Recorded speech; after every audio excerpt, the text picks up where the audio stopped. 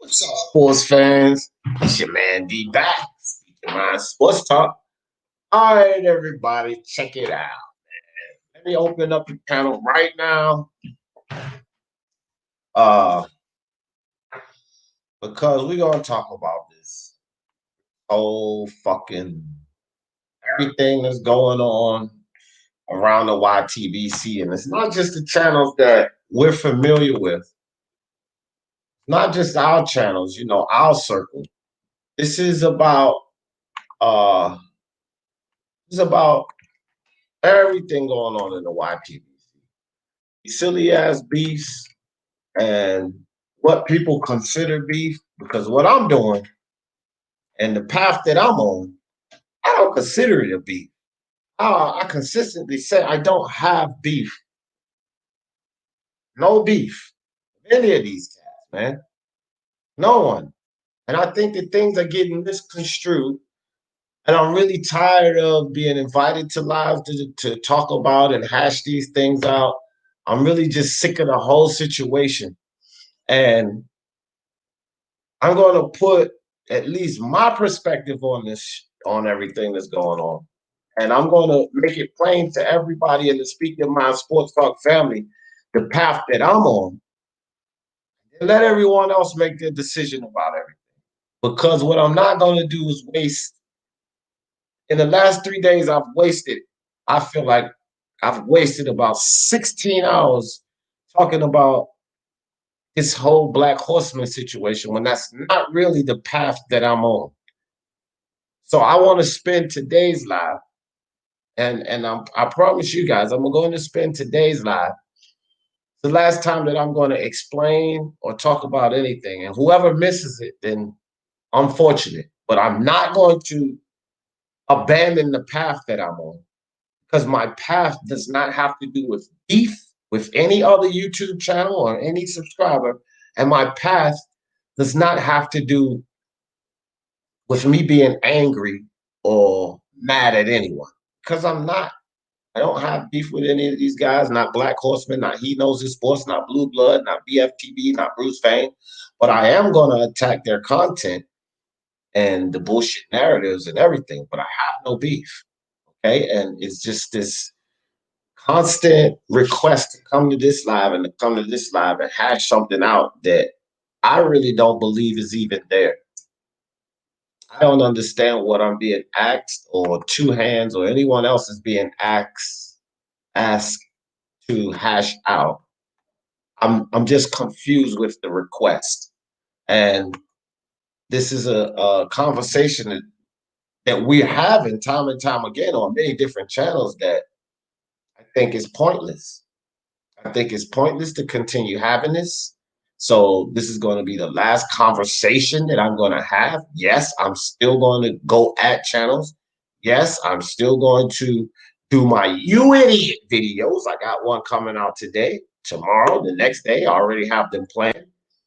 And I'm not abandoning the path of what I'm trying to do here in the YouTube community. I'm putting it up on Twitter, cleaning house.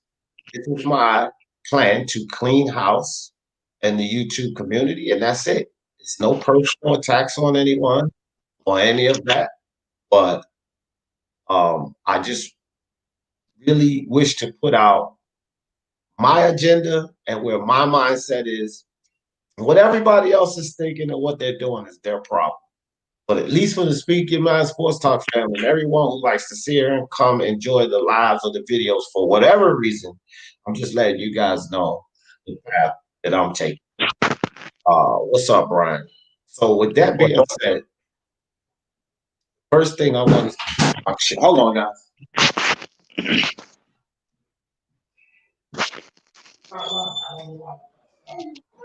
I don't know why I was stuck, but it's not live.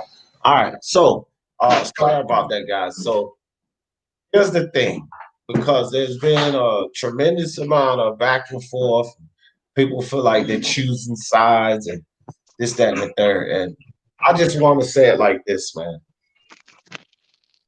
With Bruce Vane and BFTV and Blue Blood Sports and He Knows His Sports, I'm gonna do a video on 78, barbershop, Akai TV, and the list goes on and on. Brian, put yourself on mute for a second. I don't know what that is in the background, but it's disruptive. And I don't really know. Those are a bunch of listed names that I'm going to be coming after, but it's a specific name that's involved in all of this that I keep getting pulled into these lives to try to hash something out. And this is specifically Black Horseman. So I need to put this situation to bed because I don't want any of you guys after today to ask me to hash anything out with this guy. I don't want any of you guys after today to ask me, hey, D, maybe you should just lay off. And I'm going to explain to you guys why right now. Okay? This guy here is basically playing the victim role. And I need you guys to understand this. Whether it be me, Unbiased, IBFP, Bruce Vane, or whatever, whoever you want to throw in the party, he is the only one that's saying basically, I didn't do anything to start any of this, but flame Unbiased, and now everybody is mad. Okay, so he's saying that he didn't do the subliminal videos. He didn't pull guys off his channel tab for no reason. He didn't say things behind people's back. He didn't sit up on his video and preach about things that are not acceptable, but turn around and do them himself. He didn't do any of these things, Black Horseman. All he did was flame Unbiased, and everybody else is getting mad. So if you guys believe that that's the truth, then be mad at D. Jefferson for continuing to go at him. And if you don't like it, you know, that's how you feel. And either you can keep staying here and coming to the channel, or you can unsubscribe because you're not willing to deal with that. And I won't be offended. I won't have a problem. That's your choice. But I'm not going to stop. I'm not going to sit down. Don't ask me to have any more sit downs. I ain't going to do that shit either because it's pointless. Because this guy does not want to hold himself accountable. He's narcissistic. And if you guys don't understand or don't know what narcissism is, go look it up. And it will describe everything that's going on with this guy.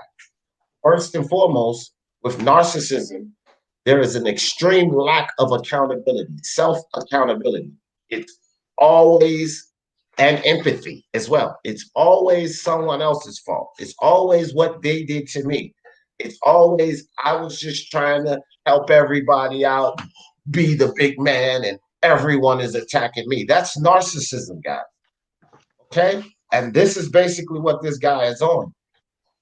So don't come to me anymore telling me, D, you should hash it out. D, you should back off. D, you're going overboard. No, because it's that type of attitude, those type of lies, it's those type of inconsistencies that's causing issues in our entire community. And it's not just coming from Black Horsemen. It's coming from everyone that you're going to see on these You Idiot videos.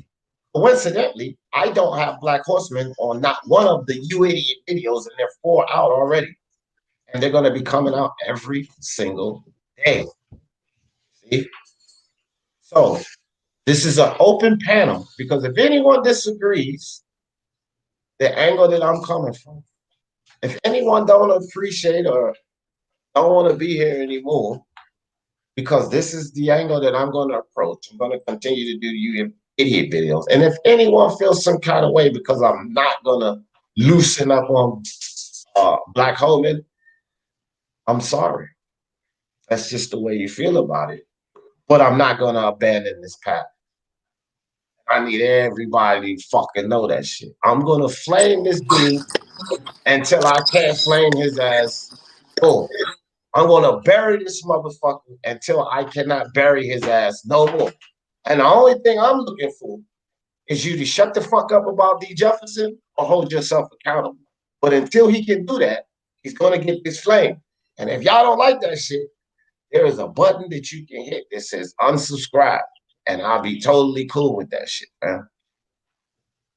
That's what I'm talking about. So first in the building, dog, I gotta let this man speak first. Cause he ain't on here, Brian. You on here all the time. Gonzalo, you my man. Well, this is my man right here, Columbus, my motherfucking friend for real. My other nigga up here for real. Listen, guys, I tell y'all all the time, I miss painting. I miss painting so much. These are two motherfuckers that I used to be playing with every day. My man James in the building, my brother Tone Loke in the motherfucking building. What's up with y'all, fam? What is goody?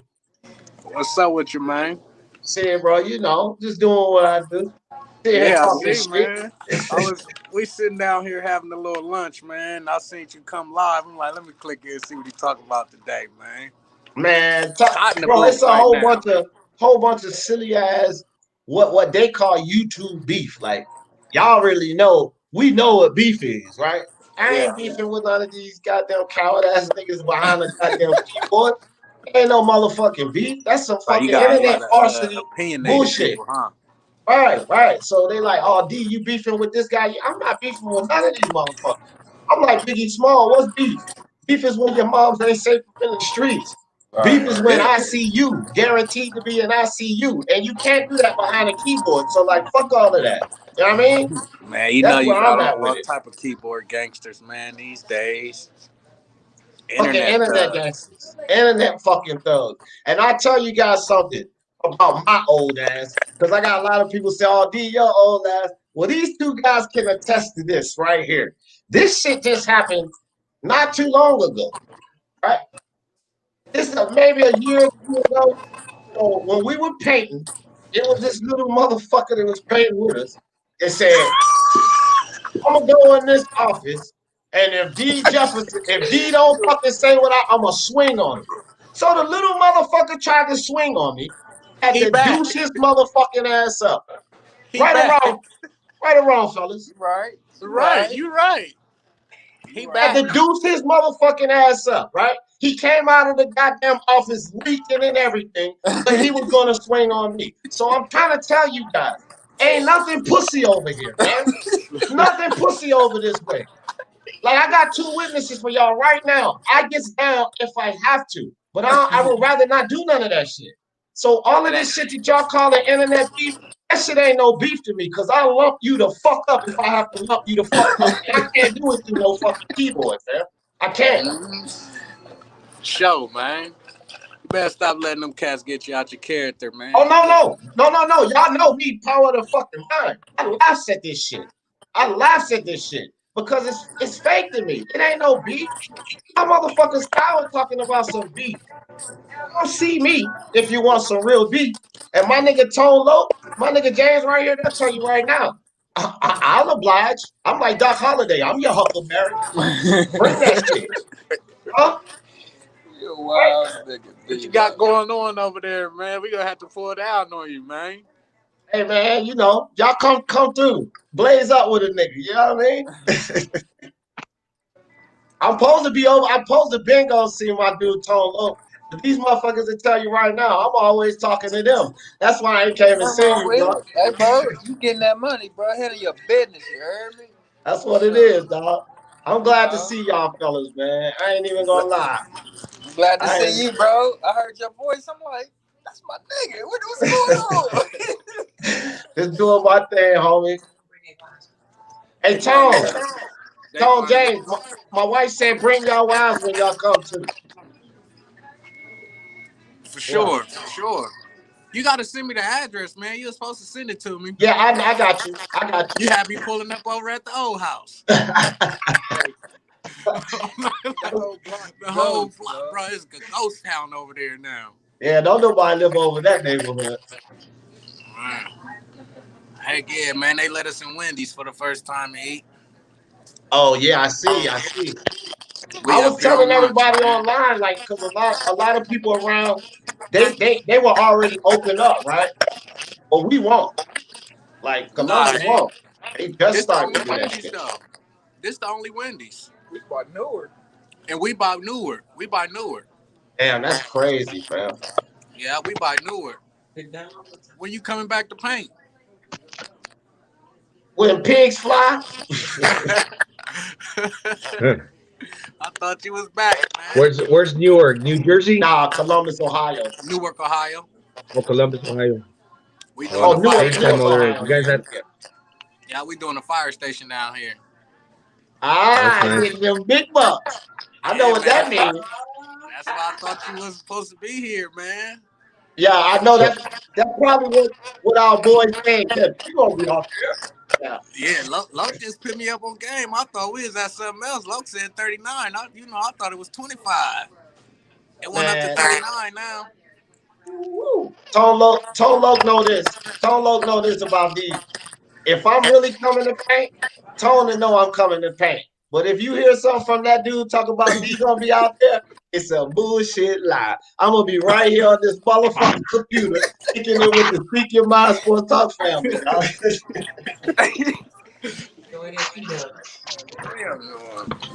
Yeah, man. What you got going on today? Well, y'all can stick around. I'm just talking about the fallacies and this nonsense around the boxing community, bro. Because if you click on the basketball channel, right, you hear them talking about basketball. Football, they talking football. Baseball, they talking baseball. You doing some Come to football another shows? channel, boxing, and they talking about beefing with other cats and fuck this channel and fuck that channel. Like that's not what people click on YouTube. They click on it here to hear about boxing, not about your beef with no fucking channel. So I'm just bringing shit to the table right now. You know what I mean? Okay. Show them that nigga too. yeah, I What's up, bought dude? 13 bottles of varnish. I gotta paint a cabin tomorrow.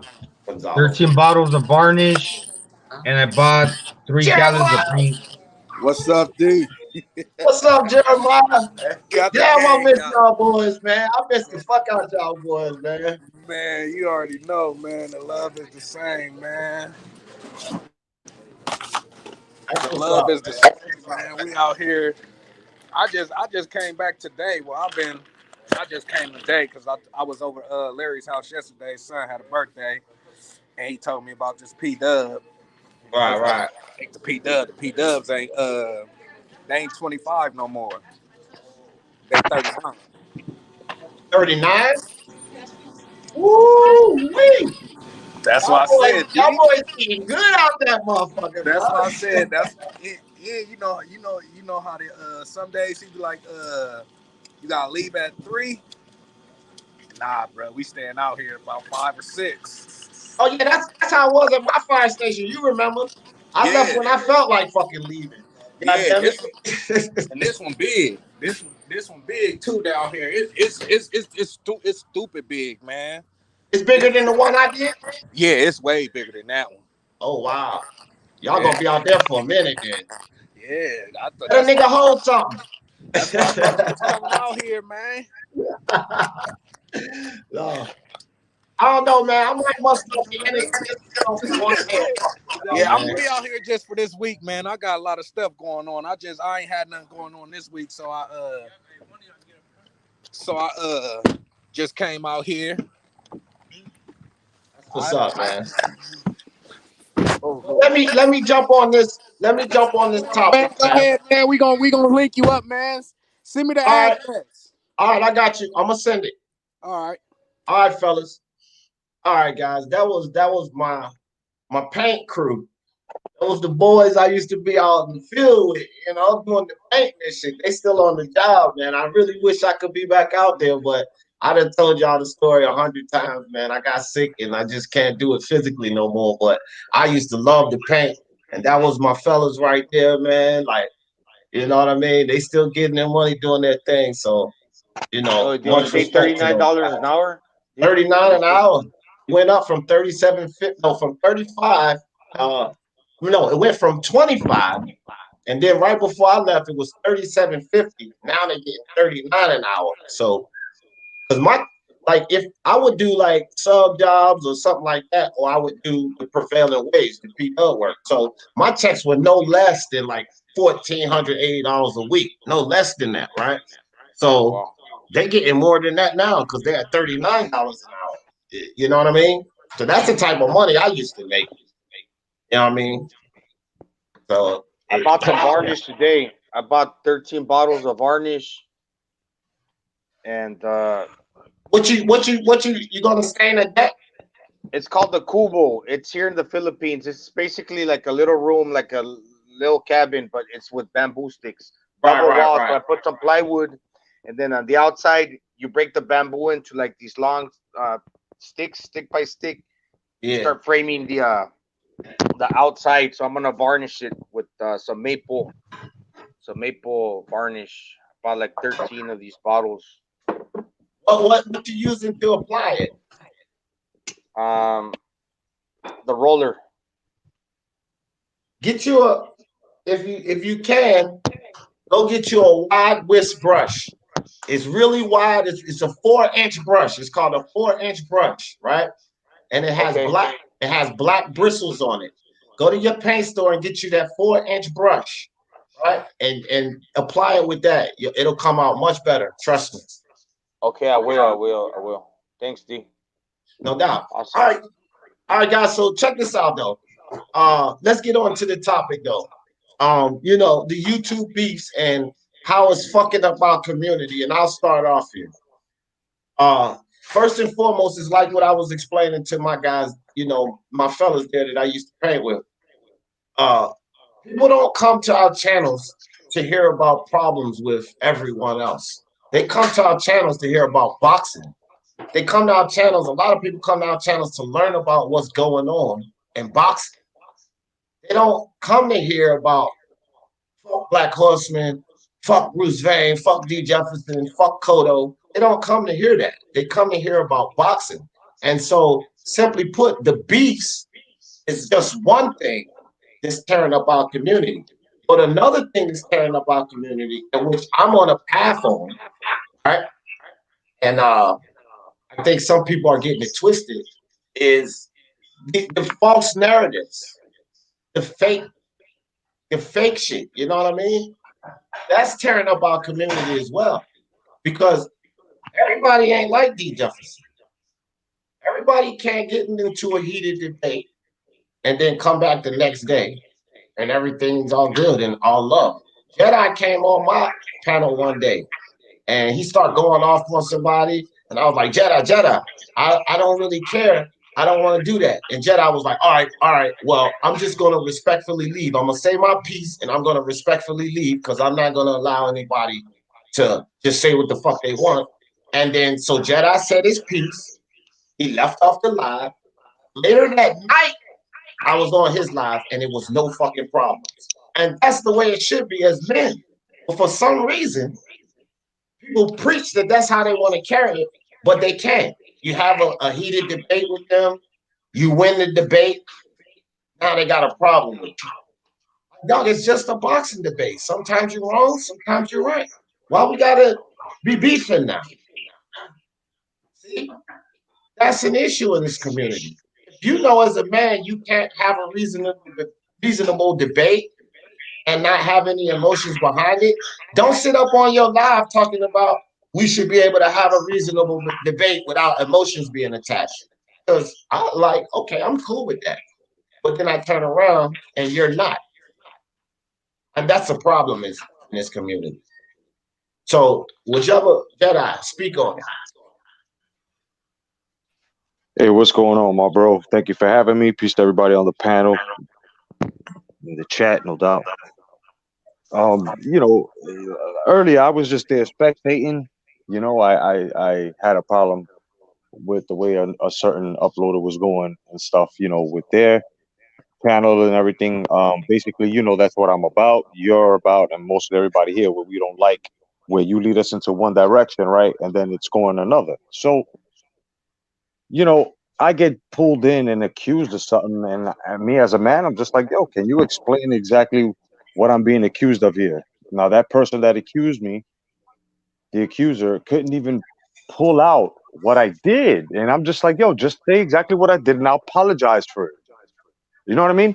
I'll hold myself accountable. My man just wanted, and everybody knew, everybody just, he just wanted to say what he wanted to say because I got at the person that he supported or whatever. And that's basically how it is. I mean, if we take a look at the rewind, you can see exactly where this came from. He couldn't even pick out, and then come to find out, It was because I was laughing just like everybody else because you was cracking jokes on them. What are we supposed to do? Like fold ourselves? Nah, dog. So it's like, these beefs aren't really beefs. These are just emotional guys calling other people emotional. We know what emotional looks like. You ain't emotional. You're just passionate. There's a difference. You know what I mean? A lot of people try to call me emotional. Why? Because I speak and you see a fucking vein coming out the side of my neck and in my forehead. We're passionate. Yeah, I can understand that, man. Just on my daily life today, like this morning, I just had a bad day. The dog, she defecated in the back of the truck. My hat fell on it. My shirt got full of waste. I was angry, and then I got down, and so I got people working on my home lot here in the Philippines, and I made a comment because one of the things was wrong, and I needed it to be fixed. And the foreman for the other job that's making the wall, he laughed. He laughed, but like to him, he was just like, "Oh, here he goes again, Gonzo." Because I've had to repair a few things because people don't understand exactly what I want, so I've had to like change things. Where I have to tell the guy, you know what, me being nice, I'm gonna kick you down with a few extra bucks. Just can you please fix this? But the other guy was laughing, and I felt like, man, why is this guy laughing? He was smirking. But come and find out, I was having a bad moment already. But I could understand how like some people think that you might be laughing at them, but we're not all at the same mental state at the same time in a different, especially if we're different places at different times doing different things, and through the internet you cannot perceive that like if you were in a live room in a situation where everybody's together. No, we're in different how do you say, we're in different tempos and different momentums. We're not living the same space. So like Yeah. I could understand how somebody might take something wrong in the internet, but that beef is not real, huh? It's not real at all. You're muted. Yeah, it's all about perspective. If you take a perspective, this is what I always say. Everything is about perception and perspective. If someone says something to you, whether you stumped your toe and you pissed off or not, if someone says something to you or someone laughs, you take that in and you decide to get mad or you decide to laugh it off, like I laugh it off, right? It's all about your perspective. Some things can be funny, some things can be offensive, but it's not what's said, it's about how you take it. So if I sit up here and I say something that's funny, if I'm watching a comedian, he says something that's funny, am I not supposed to laugh? What do comedians do? They pop shots at other people in the entertainment industry. And so am I going against the other person in the entertainment industry because I laughed at what that comedian said? No, I just thought the joke was funny. So why does Kodo have to be instigating or anything like that because he laughed at something that he thought was funny? No, it was Black Horseman's perspective that he was instigating because he took it in. Oh, he instigated. He laughing at me. That was his perspective. That didn't have shit to do with what Kodo. He separately sat up there and laughed. And then when Kodo spoke, he didn't even mention black. He went right to his problem with Bruce Wayne. So if he laughs at a joke, I'm saying, and then he comes up and says his feelings about Bruce Wayne, how the hell is that instigating anything with Black Horseman? But that was Black Horseman's stance this morning. He accused Kodo of you instigating. How? How? Somebody explain to me how was he instigating anything? He Hey, never talked about it, dude. And all he did was laugh at a joke that I was saying. If anybody was instigating something, it was me. and you know what's funny? It wasn't like if I said, ah, ha, ha, no doubt D, he is a bitch. I didn't say anything like that. Nothing. Nothing. You just laughed. That's all you did. You just laughed. And see, this is what I'm saying. Narcissistic, I'm going to repeat this, narcissistic mentality. If you have a narcissistic mentality, you cannot be on your panel talking about keep the same energy because narcissism will not allow you to keep the same energy because it's always someone else's fault.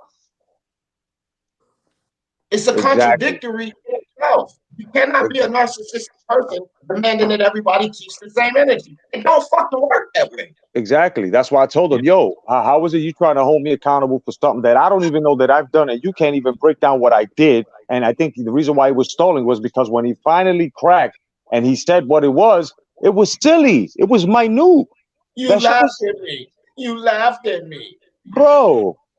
That's childish. That's childish, and this is the type of shit that you said emotional. See, here's something else I want to speak on, guys, because I see a lot of guys around YouTube become emotional when somebody says you're emotional.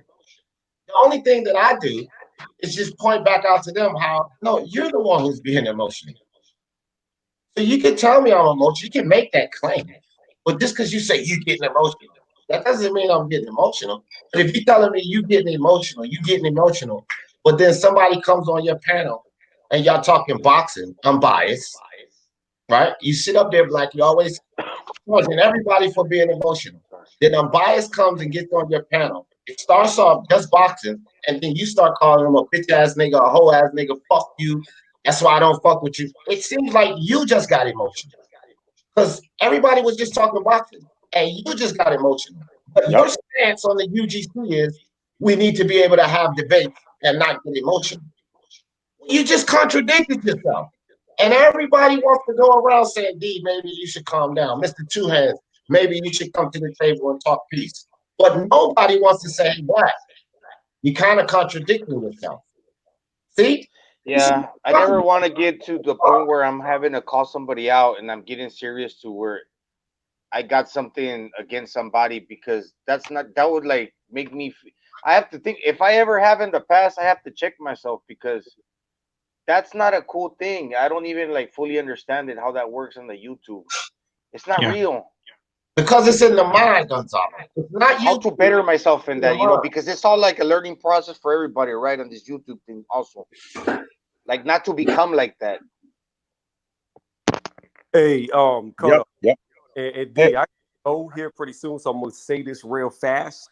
Do your Okay, thing, Tony. Do your thing. yeah, before I say that, area. So real fast for everybody listening, a friend of mine's child is in the hospital right now fighting for their life. The It's a very young baby, so if you could just put that baby in your prayers. With that being said, now Kodo, to you, I can understand where Black are both coming from, because it's one of them things where I see it from the standpoint says everybody, like a lot of people, are coming at Black out the blue. I've noticed that, right? That's why I'm over here, because I seen this shit pop off. So with you being on D's channel and him and D having the thing, and then you, I guess, laughing about it because I wasn't there. I'm just trying to put it together as I'm listening. It could give the appearance of you co-signing, you riding with somebody else's saying. You know what I'm saying? Because it's kind of like you're at a party, one person clowning on you, but a whole group laughing at you. You're going to think the whole group's against you in that Yeah. circumstance. I can understand him thinking that you were instigating. Like I said, I was not there, so I don't really know the whole thing of it. The other thing is I don't even like that emotional talk, because like I said on Reds, everybody emotional. Like if you're alive, you got an emotion. So if you come at me right now and say fuck you, Tony, I'm gonna say fuck you, and we're gonna sound emotional. I'm not gonna cry or lose sleep over it, but at the moment, I'm gonna give it back how it was given to me. So that emotional thing, everybody gets emotional on some levels, and there's nothing wrong with that. You know what I'm saying? Now stalking somebody hiding in their bushes, that's overboard. But all I wanted to say was, Kodo, I feel like you and him did have a misunderstanding, because I think he took it as, like you said, you just saw it as laughing, but I could understand how he could see it more than that. But then whenever he says something about it, you snapped on him immediately, calling him bitch this, bitch that, etc., etc. And I was moved to the backstage, so I couldn't say anything at the time. But you see how quick on YouTube things go from 0 to 100, and it's not like people are face to face. You know what I'm saying? Because these yeah. mics, when we start all talking, nobody can hear who the fuck is saying what. That's why Yeah. I'm quiet for the most of the time, because I don't like that over talking shit. Because Yeah. you don't even know if people can hear you. Yeah. But I see it from that aspect. As far as D goes and Black goes, I have no idea how the fuck this started, because, like I said on Reds, me and D, we've gone back and forth a few times over like Dilly and White, just fight shit, nothing personal, nothing serious. And me and D have never, like, we had one thing where I emailed him because I left the chat and he kept talking about what I was talking about. And I told him through an email, I was like, I don't appreciate that. If you're going to say something, say it while I'm there, not after I leave. We addressed it like men, and D never came at me. He never made a video about it. We addressed it like men. So that's why, like, I've been around Black a lot. Kodo, you were the first live boxing panel I ever actually saw.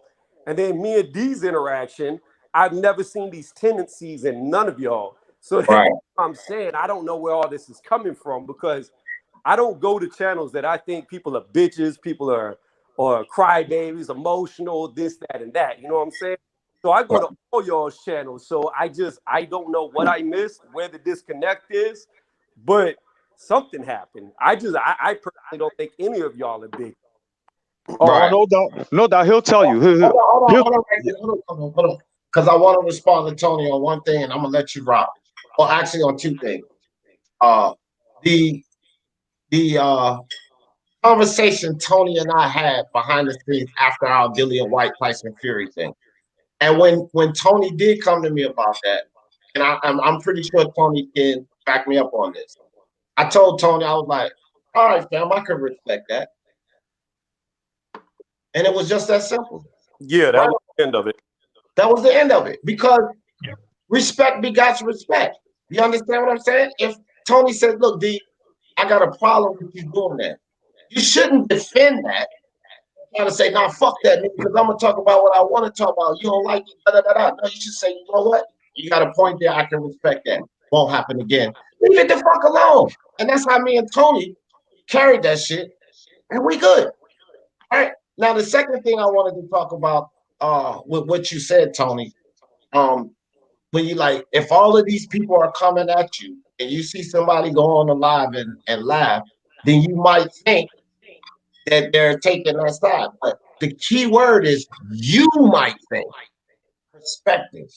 You don't have to think that way. You could just think that, oh, he's just laughing at a joke. It's all about our mind. You can understand why a person would think that way, but do they have to think that way?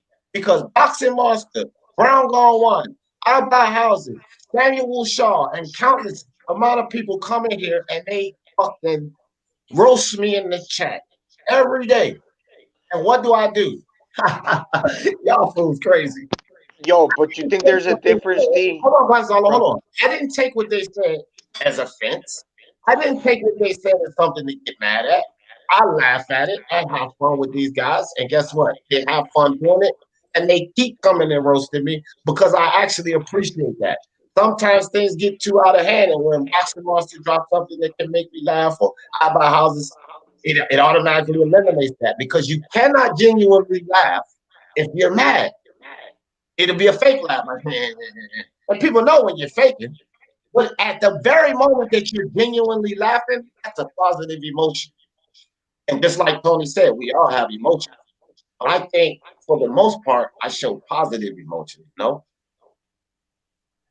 Yeah, no doubt. Now, I just want to say, okay, when I was on the panel, I was already on the panel before the subject kicked on. And when the subject kicked on, you know what I'm saying? Look, it's just like me when I had beef with the MXBC and everybody else that I rock with laughed at something that, let's just say, Coco or Jefe said, and I'm going to get mad because they're not on my side and they're not laughing at what I'm saying. So when they say something, the people that I know laughed, right? Let's just say even Johnny Boy giggled. I'm supposed to look at Johnny Boy and say, oh, you're a contradiction because you're supposed to have beef with them because they said something. I mean, he's going to fucking giggle too at something that somebody he don't like said, if it's funny. So I also made it a statement that I have no beef with him before I even got on the panel, on Red's panel. I said, I got no beef with Black. He could come on, you know what I'm saying, if he wants. It's all good. I got nothing to do with nothing. All of a sudden, I got dragged into this because I laughed. I mean, listen, he could have went about it another way. This is why I said he was a bitch. Because you're gonna come out and tell me, oh, I used to follow you. Like I did something so terrible.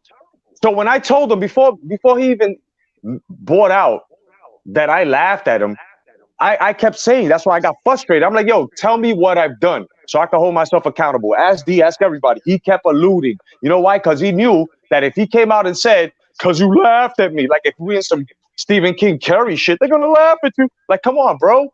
This is ridiculous. Then all of a sudden, it's like he came out with it, and everybody looking at him now like, oh, hold up, that. And right now, it's like it's crazy because I can understand where you're coming from, but like I said, it wasn't like if I said, no doubt, D, you right. He is a bitch. I didn't say nothing. All I did was laugh with like 5 other people, maybe 4 other people that were laughing in sync with me. What about those guys? And if I'm not mistaken, somebody that was down with his faction laughed at what the fuck D was saying too. How come he's not holding them accountable? Is singling me out? So he got a problem, and that problem is because I called out his boyfriend, bro. It's all good.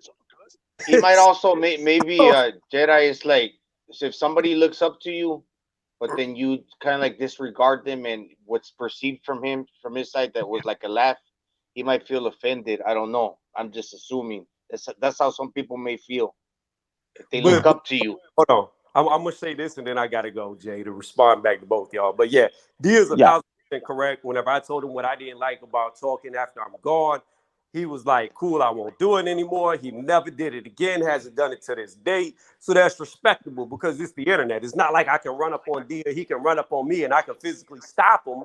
You know, anybody's free to do whatever they want, say whatever they want on here. So that shows me that D is respectable by respecting what I said. So that's why I kept fucking with him.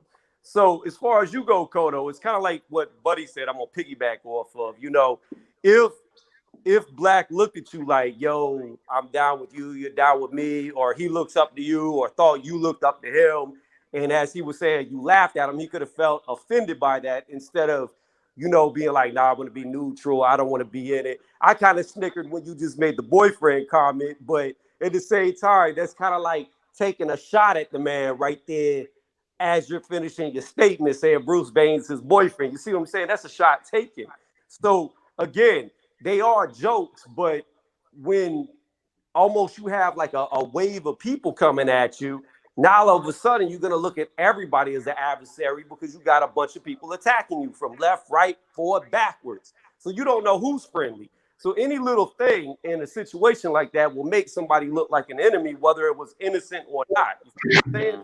So the other Pretty deep, man. you know, when you felt offended, the minute you felt offended by him saying that you were, and you felt like you didn't. I know me and you, Jay. I don't know about anybody else on here that videos, but I know me and you, we're fighters. We've both fought. We have records to back it. You know what I'm saying? So you just like me. When somebody attacks your integrity, you automatically attack back. That's your mentality because you're a fighter. That's a fighter mentality. So I understood you coming at him saying, bitch this, bitch that, and he was saying he didn't disrespect you. But sometimes in our mindset, we take it a step too far. You see what I'm saying? Like I've had to adjust to that in my real world life. But all I'm saying all this too to say is it sounds like as far as you and him go, Kodo, it's a misunderstanding. As far as him and D goes, I would have to see more of it to actually get a full understanding because at the moment I'm in the dark. And I think both guys are respectable. So obviously, whatever happened between the two was real, whatever happened in between the two. And I'm not going to pick sides either way because, like I was saying before, I don't click up. That's why I don't have a tag of anybody's name in my name. I'll never be like that. I stand alone. If somebody comes at me, I fight alone. I don't gang up. So I don't know. I just know that D and Black are both respectable in my opinion. I think they're both knowledgeable. If I didn't think Black, because I know a lot of people have been calling Black out lately saying that, oh, he doesn't know boxing, this, that, and this. And if he didn't know boxing, I wouldn't even go to his channel. So I think he does know boxing. Now, there's people like Mark from Unrivaled who kill you in history, like fucking kill you. They're like encyclopedias. You know what I'm saying? Like there's no real defense against somebody like that. But there's levels. It's like, for me, my forte is because I fought, I know what goes on in the ring. I would put myself up against anybody on here about knowing how to watch a fight and break down what they're actually doing in the ring. But as far as like history, oh, I could get laps around me all day. On that note, saying what I said, so I don't talk for 5 hours because this ain't my show. I'm going to say that I respect all y'all. Jay, you know, first panel I ever saw. D, respect you because of the email that we had back and forth. Black, I respect him too because I like his channel. I like going over there. I laugh a lot whenever he does his Flame series. other than that, to answer the question in the chat about the baby's name so they could pray for the baby, I'm not going to give a name, but you could just a nickname Little Turtle. So just say a prayer for Little Turtle if you're going to pray for the baby. And that's really all I got to say. And I appreciate Is that good? Is this because of the COVID, man? Just asking. If you don't have to answer that either. No. The baby had an accident. So it's Okay. All right. Yeah. Good. Yeah, I hear that. I just felt like he was holding it like a I gotcha factor when he could have talked to me on the side about that, and he waited so long. He was saying it was something like 4 days ago or something. So then why did you just didn't say anything? Now, had I not got on the panel, he wouldn't have said anything. AD, you're muted. If you're talking, you're muted. I see you. Oh yeah, I was muted. Tony, I just wanted to say, Tony, I appreciate you, bro. I appreciate you sharing your thoughts on that. Like, good job, fam. Good job. Like, I appreciate everything you said. I want to let some more guys that step on the panel, Gonzalo and Jedi. Give me a second because I want to let Piggy Boy. I think that's Johnny. And yeah, I must find out. I'll be listening. It's really late here in the Philippines. Okay. So I'll be listening. Most of the time I do, D. Most of the time I am listening. All right. Good night. All right, Gonzalo. Good night, bro. Hey, right, D, I'm gonna be quick. D, just let me say this real quick. I got a problem with you because you took my huckleberry. How you gonna do me like that? I'm just playing with you. I remember you told YTBC that you be his huckleberry. It's all good. I do declare. I did steal that, Red. I ain't gonna lie, I stole that one. All right, but just real talk, because I haven't got to talk to him since everything went down. But Jay, we good, right? Oh hell yeah, brother! You my bro. Hell yeah. Hey, Ray, right, I just want to make sure because I know sometimes things can get misconstrued and stuff. No. Listen. I am the master of differentiation. You know what I'm saying? I know how to differentiate shit, and you my brother, bro. That's for real. We all good. Say this about Red Glove. All right, I appreciate that. But I know, don't get off yet. But D, I know you got more. I do, but I want to say this while you're on because I want you to hear this, and I want everybody to know this about Red Glove Militant. I find that a lot of people around YouTube, like MXBC or certain channels that a lot of people don't like, ain't no problems with D. Jefferson, right? But I don't see anybody in this community, and I got to shout out Red Glove Militant. I don't see anybody else in this community that is more respected by everyone than Red Glove Militant. Yes. Can I say something, right? I appreciate that, D. Can I say something, Red Glove? Sure. There. Go ahead, Brian. Right? You've always been respectful of me, and I thank you for that. And we've always gone on well, and you are always respectful to everyone else. You don't try to create beef. You try to make peace whenever you can. You have a laugh whenever you can. You're a cool dude, man. Facts. And I respect you for that. And you're probably one of the nicest people on YouTube, if not the nicest person on YouTube that I've talked to. Or you're the most sincere in me. So, I'll give you a shout out for that there. And you're a cool dude. I appreciate that, Brian. And one day, one day you gotta do a live, and we gotta talk boxing one day. And that goes for anybody. I don't have an ego, so if you got 2 subscribers, fuck it, let's kick it with 2 subscribers because we're gonna talk boxing, and it's gonna be a good boxing talk. And whether we got two people watching or we got 200,000 people watching, we're gonna have real boxing talk. But I appreciate everybody. I appreciate you, D.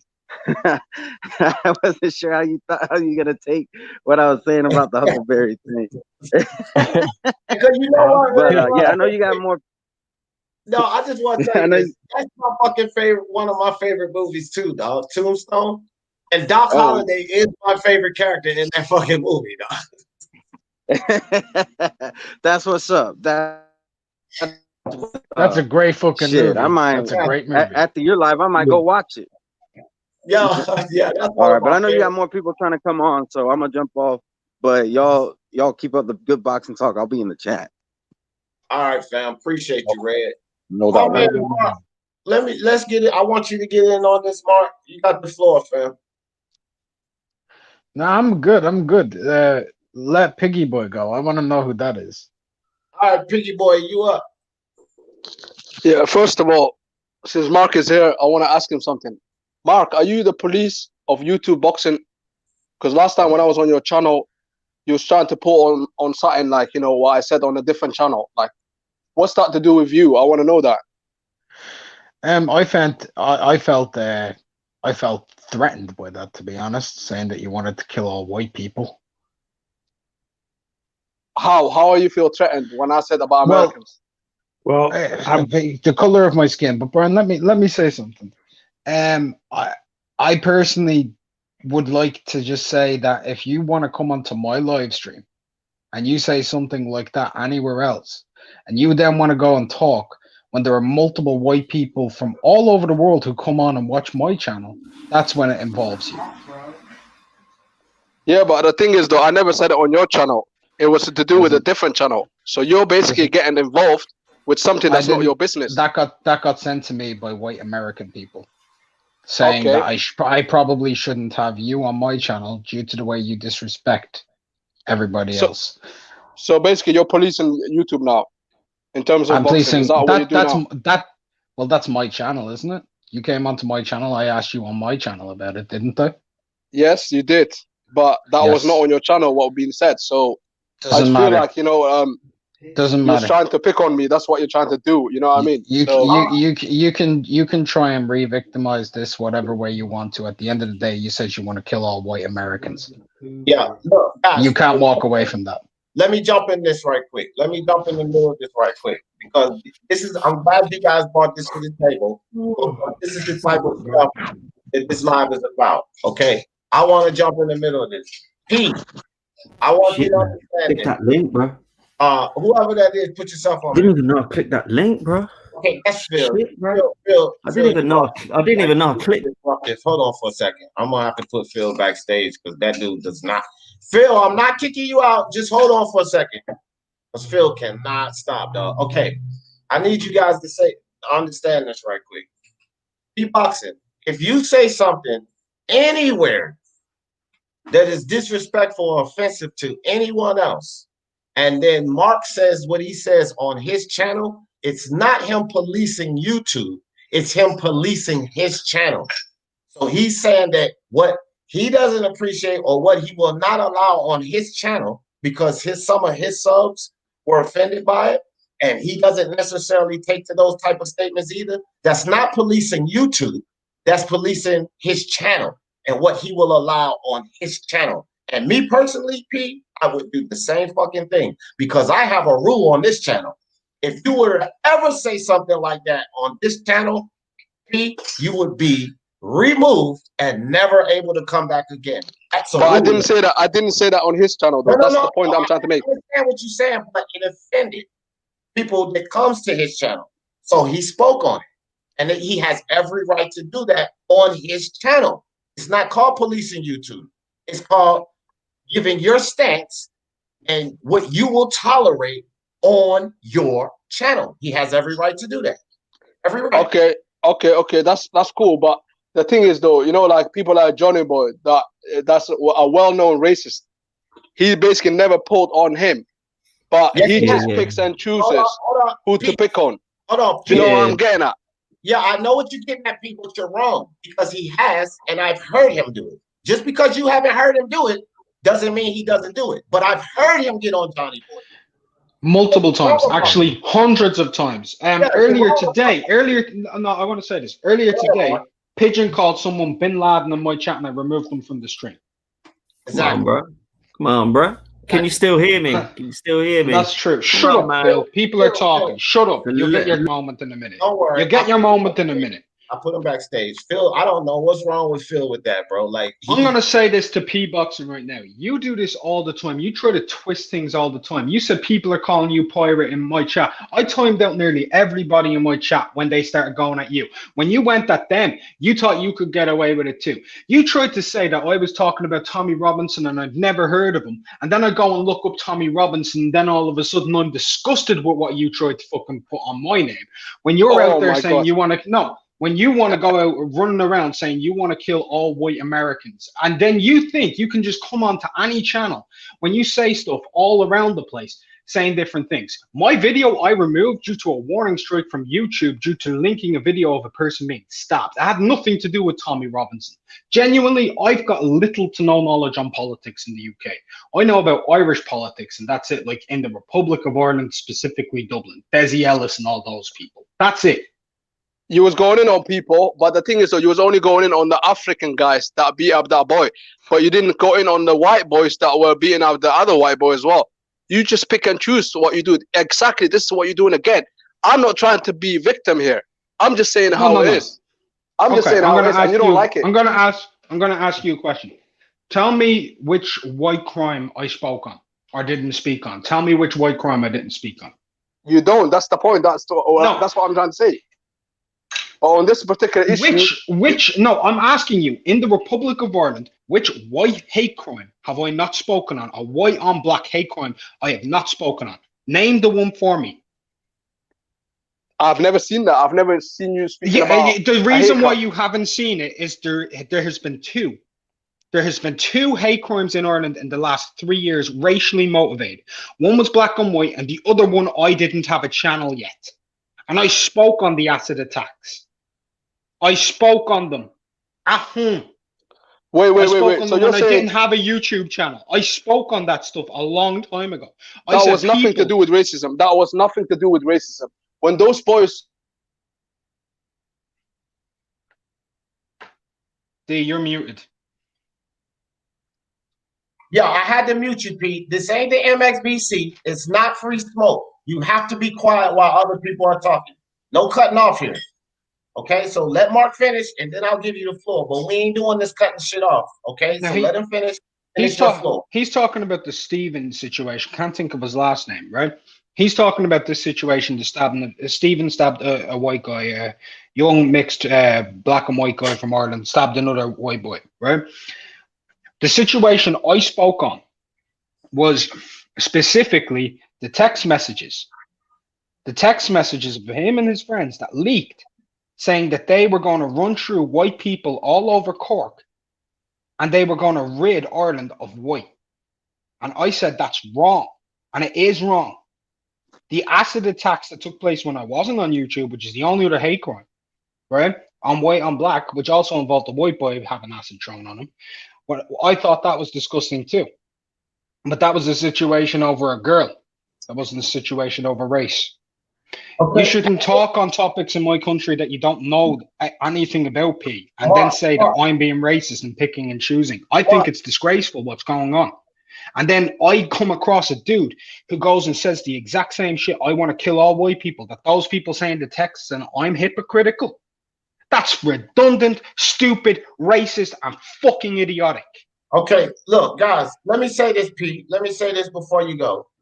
What we have here, this is simply what we have here, is something that, one, I think needs to be handled on Mark's channel, but two, I believe that this is a challenge of integrity, which I don't agree with, because right now, Pete, you're challenging Mark's integrity. You're saying that he picks and chooses when he decides to speak upon racially motivated issues, and that's just not true. Just because you haven't heard him, or just because he hasn't done it in front of you, or whatever your claim is, you're challenging his integrity, and you're saying that he doesn't play it fair. And I'm telling you right now, you're 110% incorrect about that, because he does. But if you're going to challenge his integrity, this is not actually the show for it. You guys do have an issue, but this is not the show for it. Not to challenge Mark's integrity, because your challenge, I would have to say, on this show, as far as I'm concerned, Brian, Jedi, Phil, and probably everybody in the fucking chat right now, Pete, I don't think any of us agree with you on challenging Mark's integrity on that because he doesn't have a fucking racist bone in his body. And I talked to this dude on the phone in private, and we've talked about these type of things. And I think that you're completely wrong about that. And I'm not sure what experience that you've had with Mark, but I think that that was miscued because I don't think Mark Unraveled has a fucking racist bone in his body, fam. And if you're gonna challenge his integrity, I'm just gonna ask you to take it to his channel and challenge it there. But I am gonna give you the floor back because I don't want you to get off without having your say. Go ahead, Pete. Nah, I'm not saying he's racist. That's not what I said. I just said he picks and chooses. That's what I said. You know what I mean? But it's clearly that you're obviously siding with Mark. So with that being all said, I'm not gonna say anything further about Mark because obviously everything I say, obviously you don't believe, and obviously the people in the chat are just gonna be biased. So I just don't agree that he picks and chooses, fam. I don't agree with you. I'm not picking sides. It's just he does. For Mark, I don't think I mean, that's what you think. That's what I'm saying. We just disagree here. I don't think he picks and chooses. I think he calls. Let me tell you something, right? I'm gonna say something loud and clear, and I want you to take this in. Pete, are you banned on my channel? Yes or no? No, I don't think so. No, you're not. You are not banned on my channel. You're able to come into my channel at any point, and I've caught you saying you want to kill all fucking white people. I've caught you saying that. I've heard it come out. Did you watch the whole video? Did you watch the whole video? No, you haven't. Yeah. So basically, you're running with a little clip that a guy that hates me. You know, I don't know who that guy is. It's probably a guy that hates me. No, you're just gonna believe that. You're gonna listen to me speak. You want me to punish everybody else who may say one word or whatever. If I police every single word in the history of YouTube that's been said, there ain't a single person on here that I could talk to. There ain't a single fucking one, whether it comes down to demographics of race, demographics of religion, demographics of homosexuality, demographics of hypocrisy, any type of demographic that I would want to speak on or have to speak about. There's going to be people who come at it with a different angle that could be deemed unpolitically correct. And you have the same ability to go onto my channel anytime, hit the link, speak on any topic, just like any other person does. And if it gets racist, I warn people, and they can say it because these heard me pull people. Anytime someone says a racist word, I go, for fuck's sake, and I most of the time tell them to stop. Other times I can't because too many people are talking at once, and it pisses me off because my channel is not a place for that. And by the way, let's get into something else. You said I'm picking on you. Yeah, I never talk. Mark, I don't want nothing else, bro. Like, let's let this one die because you and Pete need to do this solo. Like, this is more of a personal situation, and I want to get on the overall aspect of what's going on. I appreciate you guys' situation. I just feel like that needs to be done at another time. That's all. Okay. No, I don't have no personal feelings towards Mark. Listen, at the end of the day, that's all I gotta say. That's all I was saying to him anyway. You know what I mean? It's done. We don't need to talk about it another time. You know what I mean? That was it. I had to say my piece, get it out of my chest. I don't hate Mark, do you know what I mean? Right. I like Mark, but it's just sometimes that's how I felt, and I felt like saying that to him. That's all it is. That's all it is. But I was surprised that Mark actually thought that I hate white people and that you're threatened. That's the only thing that I'm actually shocked about it. But because it is what it is. If I said the same thing in role reverse, I would be crucified from day dot. Sam, I would be crucified for it. Don't matter. Even in joking terms, I would be crucified from day dot if I said something like that, and you know that's true. Listen, I was talking to Camacho. Camacho was saying similar thing. He's a white boy. I'm a black guy. We was going at each other, but obviously you heard it like a 30-second clip. It is what it is. And I still talk to Camacho and all the other people in MXVC. I still chat to them, and most of them are white. In fact, all of them are white. Do you know what I mean? So I don't even know where this all coming from. Yeah, like I've done videos about P-boxing and that, like taking the piss out of him and all this, that, and the other. Me and him, we have chats and that, but I still got love for the guy. Can't lie. All right, guys. So, Mark, let me ask you a question. You got respect for me, right? Here's what it is. Yeah, I respect you. I respect you. Hold on. Mark, you got respect for me, right? Yes, absolutely. P, do you have respect for me? P-Boxing, you got respect for these? Yeah, I do. I just feel like Mark set me up that night. Hold on. Let me talk to you. If both of you guys have respect for me, I am respectfully requesting that you guys let this shit go on this show right now. This has to be done, bro. This has to be done, bro. Requesting that you guys stop this right now and continue or not continue it somewhere else. Is that okay? Can I respectfully request that? It's fine by me. Cool. I'm cool. I'm cool. Let's move on. Now, Phil, your floor, Mr. Interruption, is your floor. Say what you need to say, Phil. Yeah, bro. Just got back from work, like keeping it real, man. Like naked ladies on the window. Everything's cool, bro. You know, I got my little office glasses on today, because I've been at work. But yeah. I just feel like basically everyone's just got to have a good time about it. You got to be happy. In terms of the boxing community, we all love boxing. You know, we drop videos, P-Boxing, Mark, Johnny. Everybody falls out and doesn't necessarily get along with each other. You got this black thing, you got the piggy man thing, you got the Asian thing. Everyone's gone loco in Acapulco, bro. They've all gone a bit crazy. They've been sniffing too much masks in this time of the coronavirus. Too much CO2, man, to be fair. So my personal take on things is everybody needs to chill out and just enjoy themselves, and that's it, really. You know, it's a bit of fun, isn't it? So, you know, I got these terrible old man glasses on now because I'm 50 in a bit, 50 next year. So I'm not a young guy. So there you go. I just want everyone to get along, man. But I do like the smoke. That's why me and P-Boxing are in the MXBC, because me and him like to, you know, we go for the smoke. We have a bit of fun, a bit of a laugh, this, that, and the other. But it's not racially or personally motivated. Like my missus was Indian. My kids are growing up during the 20s and that. Half caste. I have no hate for any race. I don't think P-Boxing does, and Mark definitely doesn't. So it's just a bit of fun. Sangria, man. Buenos dias.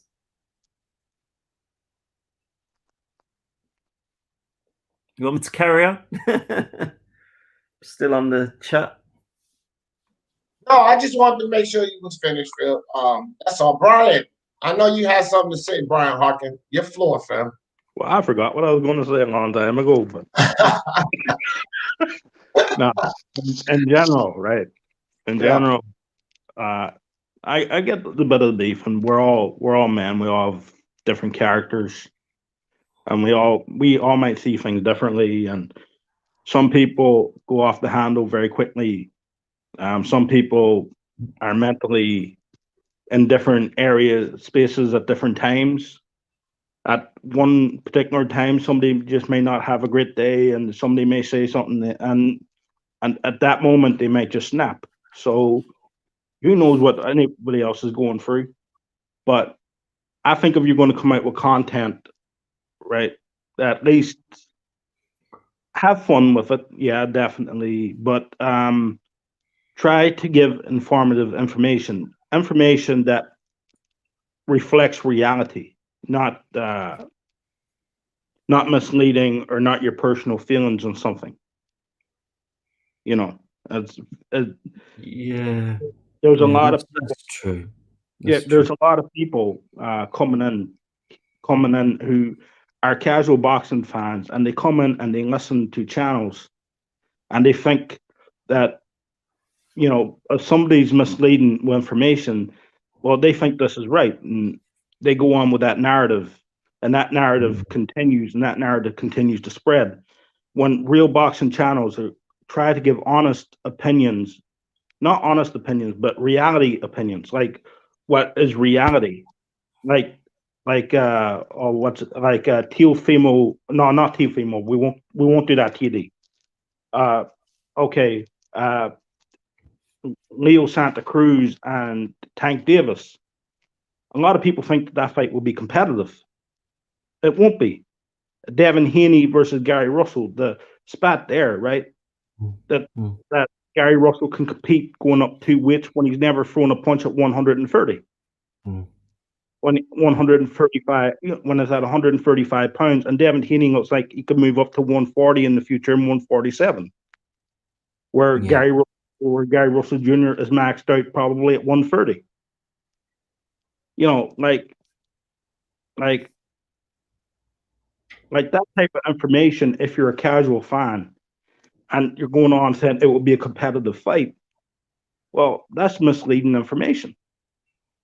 And casual boxing fans come on and think, well, this is going to imagine people making bets on Gary Russell Jr. winning because they hear someone like Blue Blood or 78 Sports or Fred or something like that there. Yeah, I'm just naming them because I know right they're fucking with Gary Russell Jr. Right, but I'm just naming those guys out, right? And they listen to their channel and they want to bet on Gary Russell Jr. winning. Like, that's misleading information. I don't think he's a chance to win it. Too much work, man. And that is a part of the path that I'm taking. Yeah. And that's why I said it's not any one particular person. You guys just go look at the last 4 You Idiot videos and the one that's coming out today. They're not the same people. What Brian just explained today is an issue that we have going on around the YTBC. And new fans come in that don't know much about boxing. Generally on YouTube, what fans do is they gravitate toward the channels that they see that have the bigger numbers, because the assumption is if 200,000 people are listening, if 70,000 people are listening, then this guy probably knows more about boxing than one of these little channels. That's the assumption. So when people come to this community and they hear those fallacies, what the hell is happening? Now you're turning people that's trying to learn into fucking casuals. Yeah. So I'm on the attack with what I'm on. Not to go at Black Horseman, but I've heard Black Horseman here lately, which the You Idiot video I announced earlier is going to be Bruce Payne, You Idiot. And this is the thing, why, guys? Because they're saying that Canelo Alvarez is ducking Demetrius Andre. This is absolutely ridiculous. So when we have new fans come in this community and they hear Canelo Alvarez is ducking Demetrius Andre, they don't know much about Canelo. They don't know much about Demetrius Andre. But their idea is going to be the false narrative. Man, yeah, that guy is ducking. That's not what we want to go around this community. We want the truth to go around this community. Yeah, but it's indicative of what's going on in society at the moment. We've basically got everything that's going on in society at the moment.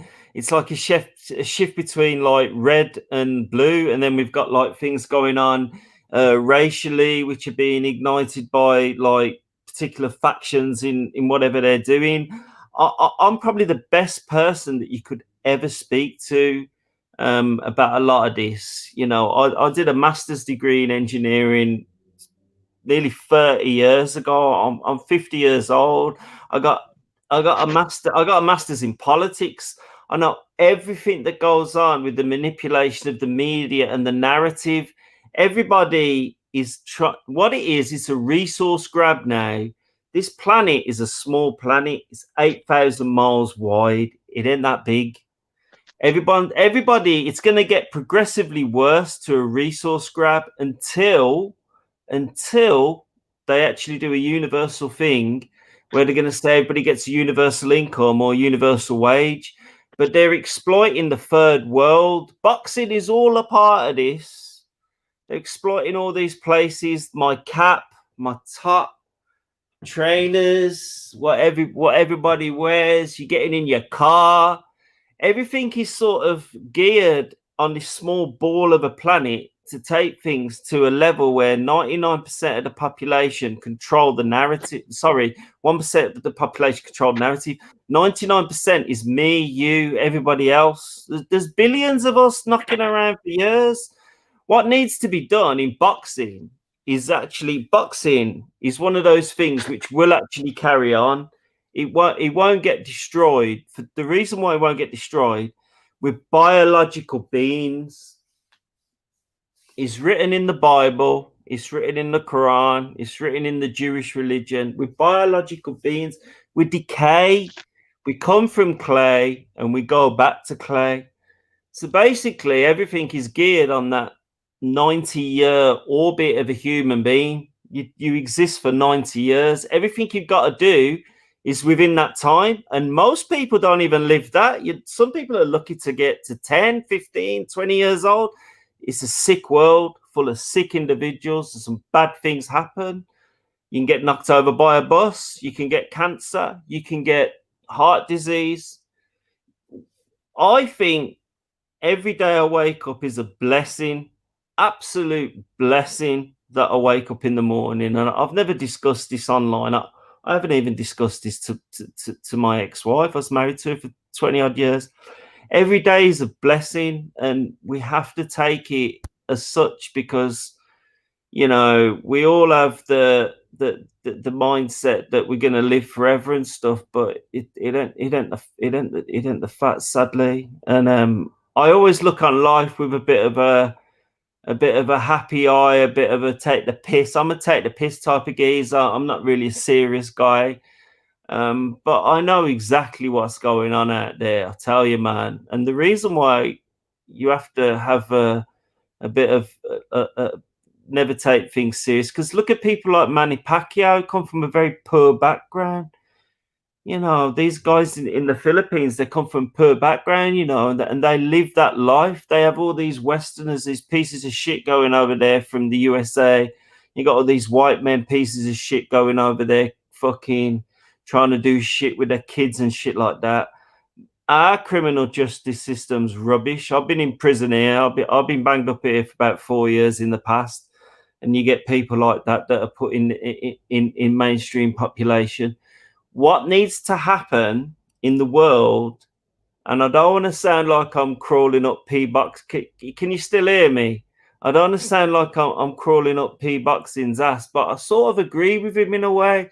I think we need an Islamic version of law, because at least with that version of law, at least with that version of law, what P-Boxing says, you know, I don't agree with all the Islamic type of things, but some crimes you should get hung for them, shouldn't you? Really, there's some crimes you should get hung for, you know. Yeah, Phil, let me jump in here right quick, because there's one thing that I don't believe in and that I don't subscribe to. I think that is a mistake worldwide. One is that, hold on, Phil, you gotta let me talk now. One is the fact that most of the different forms of government are based behind religion. And the fact that we can't get it straight which religion is right kind of plays on why we have all different types of government systems, and we can't pick which one of those are right as well. So if we say that maybe we should all practice the Islamic way, you know, no, not necessarily, because me personally, I don't subscribe to or believe in any religion. I'm spiritual. I don't believe in religion. And because a lot of these governments and their policies are based on religion, and this is absolutely true, right? They coincide. I just can't accept that, because who's to say that Christianity is correct, or the Muslim elite, or Hinduism? So if we, but the thing is though, like if you're brought up in that environment, like me and P-Boxing, we were brought up in an Islamic environment. So me and him from the age of like a very young. I'm Irish by descent, by the way. I'm Irish and Welsh by descent, but I was brought up in an Islamic environment from a very, very young age, and it does teach you what's right and what's wrong. You know, I don't. You know, I gotta be straight with you. I can't lie. Phil, check it out. The good book, and it's the good book, and you know, all of the different religions are deemed upon interpretation, right? But here's one thing that the Almighty says, and nobody really argues about this. He has it designed that the energy you put out will be returned, which is why I don't believe at any level we take a life for a life, because it's the divine. It's not us. It's not up to us to judge. Even Yeah, God. me and Pete Boxing. Yeah, Hold on. yeah, right, It's yeah. not up to us to judge. Even your God, my God, whoever God is, he says, thou shalt not judge. So when we take it as man upon ourselves to say, okay, he deserves to die, then you're taking the power from the divine. That's not true in Islam. Well, again, that's why there's different religions. So now you want the world to take upon your belief that it No, is. no, no, no, no. I don't really follow it anymore. Hold on. This is what I'm saying. If somebody Yeah. says to me, I think that we should all adapt in some forms to what the Islam say, then that's exactly what you're doing. You say y'all should do it the way we do it. Life for a life, taking a life for a life to me is not correct at any level. No, it is correct. No, it is. It is correct. It is correct because it's gone too far in the West. Can I talk? Can I talk? Can I talk, D? Yeah, Can I talk? Hold on. Phil. I'd love for you to be on this panel, fam. I do. No, I'll go mute, bro. I'll go mute. I'll go. Okay, yeah, do me a favor and do that. And then, like, when I give you the floor, it's all you, fam. But this is what I'm saying. When we sit up Sorry, here, bro. Sorry, bro. Sorry. It's all good. But when we sit up here and we say, take a life for a life, who is taking that life? It is man. If you have a court of law or whatever, put them to death, lethal injection, electric chair, guillotine, whatever the fuck it is man doing that. You're taking the power away from the divine, the creator. The divine gave rules. Once you put it in man's hand to decide who lives and dies, that's totally contradictory to me.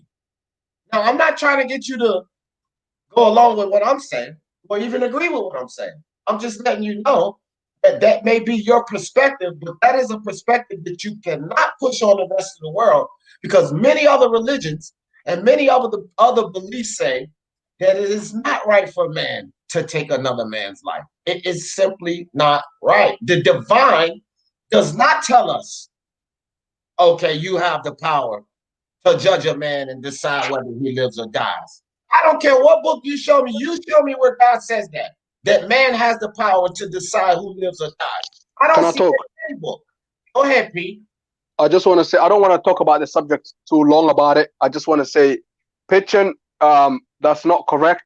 I just want to say, the reason why I'm saying it is because, a man cannot judge another man. So you can't take eye for eye. That's kind of wrong. Let Allah do that stuff. That's what I mean? On Judgment Day. You know what I mean? But that's what I don't want to go into it. I just want to go back to what Brian Hawkins said about the false narrative. And he was referring to the LDBC. So, look, the reason why a lot of these people listen to LDBC is because the LDBC is the face of boxing YouTube. And the reason why they are is because they speak to the fighters. They got direct contact with them. And to me, they're the truth. That's my opinion. You can hate it or love it, but that's the way I see it. Okay? A lot of the people are going to hate me in the chat. That's fine. The LDBC, there's nothing wrong with them. They're people that talk about boxing. And in fact, sometimes they might talk about other stuff. Bro. Let me talk in it. You had your chance. Bro. You had your chance. Pete. Can I talk, for goodness sake? 1 minute, 1 second, not even 10 seconds. Yeah? So all I'm saying is all the hate for the LDBC, I don't get it why all you guys hate on the LDBC. I'm not talking to you, D, by the way, because I don't have no evidence of you hating on the LDBC. So I'm not going to put you in that picture. But the rest of the people, they hate on the LDBC for no reason, because they got everything. There's going to be always hate. Even you, D, like if you become big, there's going to be haters. You probably got haters right now. So look, at the end of the day, when they have interview, you've seen the numbers. People want to listen to them, and you know what? They don't really push false narrative because that's their opinion. The stuff they say, just like anyone else, what they say. So you know what? Can I ask you one to the question? almighty LDBC. Go for it, guys. The floor is yours. Can I ask you one question, P? Just one question. Go ahead, Brian. Do you think Gary Russell Jr. can beat Devin Haney? Yes, sir. I believe so, and I'll tell you why I think so. I said that fight is 50-50. I know Haney is a lot bigger, but guess what? Russell, obviously, he's more experienced. He fought the bigger names.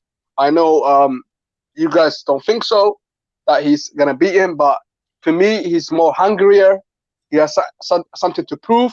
And Devin Haney himself, he's a little bit cocky. He's too, he comes across as arrogant. Maybe this could be, the big test. I just want to see the fight. There's nothing wrong with seeing the fight. I'd rather see him fighting, Gary, instead of Gamboa. That's my opinion. So whether you like it or hate it, it's up to you guys. You know what I mean? But go for it, Brian. I don't. Do you think Leo Santa Cruz can beat Tank Davis? That's a 50-50 fight, but I got a feeling Tank will beat him. The reason why I'm saying it is because Leo, he comes across as a pussy, and I think Tank will bully him, and that's my opinion. Then why isn't Devin Haney and Tank Davis not fighting each other? Because they're not calling each other's names. Why are they not calling each other's names when they're in the same weight division? It is what it is, bro. At the end of the day, they're not. The thing is, you can't make fights for no reason. There has to be something there. Devin Haney, obviously Gary was talking a lot about Bud, and basically Devin Haney's father got involved. He said, you know what, we want to take that fight because everybody else is ducking us. So this guy, they both are getting ducked. So they said, you know what, we'll offer you the same money. Let's fight. And I got no beef with that. And I want to see that fight. And I think most of the people want to see that fight. Well, I don't want to see either of those fights. That's just you, the minority. Yeah, I think they're two ass whoopings for two smaller guys. That's just the way I see it. And that's why I called out. That's why I called it, because personally, this is my personal opinion on this subject. Personally, I think they're two cherry pick fights. So that's why I called that out. And I don't think I'm the only person who has called that out. So that's all I have to say. Let me add some perspective to this. What P said is 100% his opinion. Okay? What you said, Brian, is 100% your opinion. But what P just said, whether hardcore fucking boxing fans want to accept it or not, I'm going to say this. I agree with something P said specifically, 100%. That your opinion, Brian, and I share that opinion with you, is the fucking minority. It is the minority opinion, and I agree with P on that, because the facts of the matter is hardcore boxing fans is the minority, Brian. Yeah. So you cannot argue with the fact. Okay, so you can't argue when bro. P sit up here and says that. Let's get a real one on, bro. God damn it, Phil. Every time I let you back on, it's like, oh, that's why I be having you backstage. Like, that's disruptive, Phil. Sorry, bro. Bro, I'm not trying to come down on you, but that's the only reason I have you backstage, because it's like I don't know. Maybe it's in your nature to just cut through somebody, bro. I'm not mad with you, Phil. I'm just saying, like, it's disruptive. There's a delay on my internet, bro. There's a delay on my internet. Don't be mad at me when I have you sitting backstage, and then when it's your turn to talk, I'll bring you back up. So don't get mad at me. All right, my man. All right, so, and what I'm saying is, if P says this, he's absolutely right. Because this is why I'm on the mission that I'm on. This is why I'm on the mission that I'm on. P, I will tell you, absolutely not do I agree with any of that. But this is, P, and what you have to respect, P, these are the type of fallacies that the LDBC are putting out there. And because they're the biggest community, like you know, P, because they control the casual fans' minds, like you know, P, of course that's going to be the popular opinion, P. But that doesn't mean that popular opinion is anywhere close to being correct.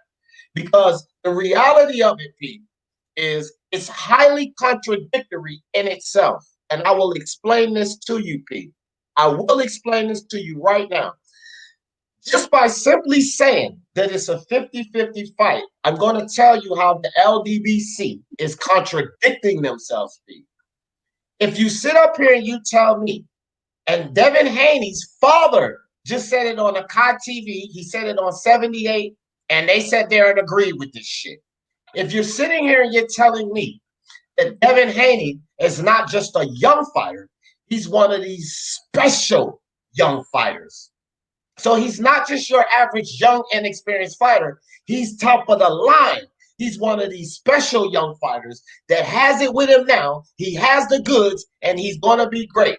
Now, this is a special young fighter that has a 71-inch reach advantage, a special young fighter that has the skills and tools, a special young fighter that can control the distance, a special young fighter that has massive size and strength on this little guy. And this is a little guy who has never thrown a fucking punch or received a fucking punch at 130. The reality is he has no fucking chance to win this fight because it's not the situation where it's the way overskilled little guy just coming up to fight the bigger guy. No, by you guys' rationalization, this is the special guy that totally outsized him, that has all the dimensions over him, that has the skill set, the IQ, that's in the fucking Floyd Mayweather gym, that's being trained by the greatest. This is not a Javier Fortuna that Gary Russell Jr. is coming up to beat. This is a guy that the LDBC themselves say they could see him beating Lomachenko, but Gary Russell, who lost to Lomachenko, is supposed to just jump up 2 weight classes when Lomachenko had to ease himself up 2 weight classes. No. Gary Russell can just jump up 2 weight classes, only fighting 1 time a year, and beat this kid. That is 100% contradictory. Can I say something? Hold on, Pete. And so from the boxing minds, the minority opinion, Pete, that's where we're coming from. But you guys have the voice out there. And everybody knew coming into this community, of course they're going to side with you guys because D. Jefferson ain't got but 1,410 goddamn subscribers. What the fuck does he know? It doesn't matter. It doesn't matter. That's nothing to do with it. It's not about how many subscribers you got. At the end of the day, it's about who you speak to. You know what I mean? But we don't have that voice, Pete. So you're not being fair with that. Because no, you can speak to them. You can try on Twitter. You can try on Instagram. Pete, I gotta cut you off because that's 100% bullshit. And these are some of the problems that people have with the LDBC. And if you don't want to sit up here and accept this, then you're not being honest. The first time I fucking went to Ego and expressed my opinion, and it was different, I got fucking blocked. The first time I went to BFTB, before he told people to stop fucking blocking me, and I expressed my difference of opinion, Pete, I got blocked. And I can okay, come click that link tonight. Come on tonight. Come on tonight.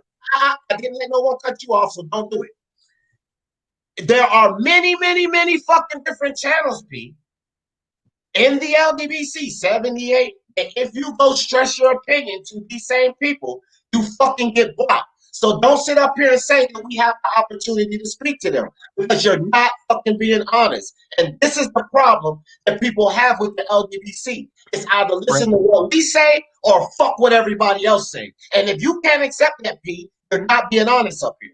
Now you have the floor, Pete. Okay, listen, the thing is, though, there's a couple of people that you can't do. You can't go on 78 and express your opinion. I agree with that because that's how it is. It is what it is. If you want to run your channel like that, that's up to you. Everyone got the choice to run the way they want to run it. But with BFTB, you can click that link and explain yourself. But when you start chatting like a lot of rubbish in the chat, and he says like press that link, you don't, press it, you get blocked. That's the way they run their stuff. It is what it is. You know what I mean? You have a voice then, Pete. If they block you have a voice, you click the link. Click the link. You just click the link. He's gonna send out the link. Come tonight. Hold on. Come tonight.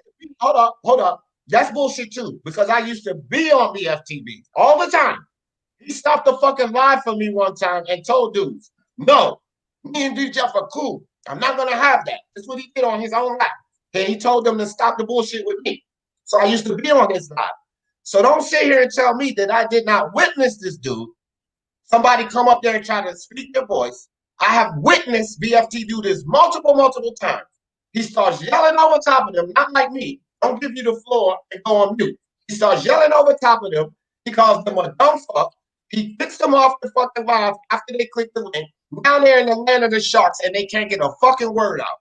Don't tell me that don't happen on BFTB's channel. And if that's the case, you're not getting your fair say, Pete. You're not getting your opinion out there to the people. And there's a lot of LDBC channels that do that. And because they're the largest in the community, because they have the largest voice, that's a fucking problem. And a lot of LDBC supporters don't want to fucking acknowledge that. And UP seem to be one of them. Yeah. You know why? Because look at your chat. Look at your chat right now, the way they're talking. No one in the LDBC chat talks that way. Look how childish this is in that chat. Look what are the names they're calling me, stuff like that. And that's why they're there. Do you know why the LDBC is there? Because you guys created the LDBC.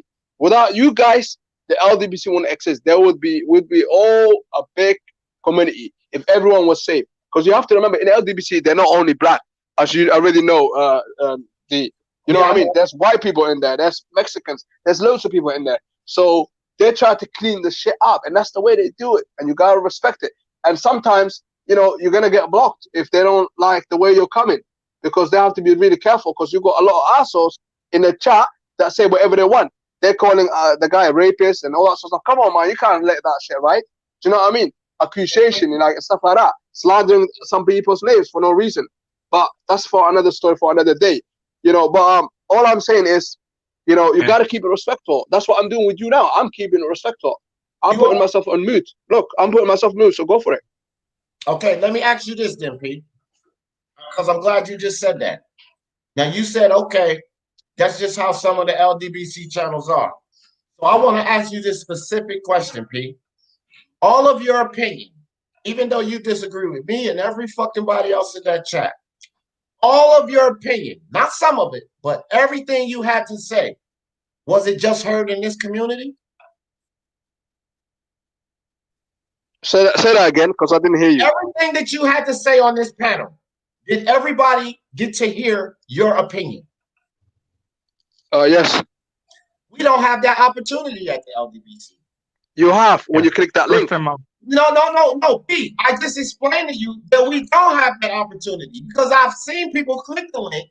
BFTB don't do like me and give you your fair voice. He yells the fuck over top of you, then kick you off the link. So how did we get the same opportunity that you just had? Because if you come in heavy, of course he's gonna disrespect you. If you come in with respect, get your voice, because you could come in heavy here and you could still get hurt.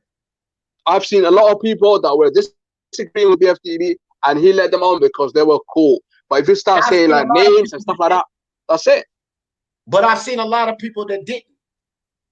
It depends what day you go, though, innit? Okay, you can't go when shit is down, innit? Dude, but now you're just being in denial. Because, hold on. Now you're just being in denial, bro, and you're not being fair. And this is the problem that people have with the LDBC. You're going to say, well, on 78 channel, that's just what they do. Oh, on Dante's, which is the biggest fucking channel, oh, that's just what they do. That means in the LGBTC community, you're not getting your fair voice. And you're sitting here arguing that you do. It's not free smoke. It's not free smoke. It's not. Listen. Okay, Pete, I'm done. I'm done with this conversation, fam. Because you're defending, you're basically being in denial about the atmosphere of that community, fam. That's what you're doing here. You're not accepting anything. This is the people's problem about that community, and you're not accepting any of it, even though it's going on. Listen, about Gary Russell, I want to talk about the Gary Russell. What's wrong with not seeing that fight? No. I don't want to talk about Gary Russell because this live. Oh, you want to go back? I thought you said that's done. I thought you said that's done. You don't want to talk about it. Oh, this live is about the problems in the community. So we need to stick on the point that in the largest group in this community, the group that attracts the most casuals, the real hardcore boxing fans do not get the proper voice. That is the issue. We just do not. You can sit up here and justify, oh, that's just how they do. It still comes down to, in your community that you support, the real boxing fans do not get a fair voice. But on my channel, BFTB can come here, Monty Brown can come here, Blue Blood Sports can come here, and Pete can come here. And no matter how much I disagree with you, no matter how much my chat disagrees with you, you will get your fair voice. But they never claimed to be fair. They never said you can be fair. That's how they run it. Pete, it doesn't matter if they claim that way. The point is you don't have a fair voice. It doesn't matter if they claim to be that way. Our complaint is that with the LDBC, you don't get the fair voice. The only thing you're doing is making up excuses of why you don't get the fair voice. Yeah. Let Okay. him respond, Brian. Let him respond. That's all you're doing. You're giving So us. what do you want? What do you want for them? You want them to listen to? Is that what you're saying now, D? You want No, them I to don't listen want to a D goddamn Jefferson? thing. Hold on, P. I don't want a motherfucking thing from the LDBC. But what you can't do is come up in here and say, yeah, you do get your fair voice on the L, because that's a total lie. You don't. If you press that link, I said, not in the chat. I'm saying if you press that link, if you gotta say something, you know what? There's no point typing. Come press that link and come with respectful. Because if you're not gonna be respectful, you're gonna be called all sort of names. Your missus is gonna get this. Everything in your life is gonna get this, and that's how it is. But if you come in respectful, I'm sure BFTB is gonna talk to you respectful. 78, he doesn't let people on, and you know, Blue Blood, he doesn't let people on, as you already know anyway. So, you know what I mean? There's no point even talking about it, and you will get a fair share if you're respectful. Just be respectful. Okay, I'm an AJ fan. Listen, I'm an AJ fan, and they know that, Hold on, IBT. and they're respectful with me. Do you know what I mean? And that's why I don't understand this narrative that you guys are pushing is false, because I'm an AJ fan, a hardcore AJ fan, and they know it and they respect me. But you guys are just saying, oh, you know what I mean? Oh, listen, the LDBC, they are fair, they're good people, they're my people. You know what I mean? And I respect everybody. I respect. If you're respectful, I respect you. You know what I mean? It is what it is. You don't have to be in the LDBC for me to respect you. You know what I mean? I have respect for you as long as you have respect, you know, for yourself and for my people. That's all I'm saying anyway. Okay, well, let me say this, and then IBT and Brian, y'all can get into. I'm just gonna say this, and then I'm gonna leave this shit alone, because everybody, the hardcore boxing fans, all agree with this. So I'm gonna tell you this, Pete, real quick. BFTB has under 4,000 subscribers. So BFTB specifically is fucking irrelevant in this. When you talk about Fred Barbershop Conversations, over 50,000. BFTB is not irrelevant. Don't cut me off. Chill out. Let me make my point. Because all you're doing is defending the LDBC. But I'm giving you valid points that you don't want to fucking accept. So you can go, but you got to let me go. BFTB is minute. He's one of the smaller channels. When you look at Dante, 200-some thousand subscribers. Ticket TV, close to 100,000. Fucking 78, 60-some thousand. Blue Blood Sports, 70-something thousand. Barbershop, 50, 60-something thousand. These are the larger channels, the broad spectrum of the LDBC. And this voice that you're talking about, you get, this link that you're able to clip, only happens on that little small minute channel.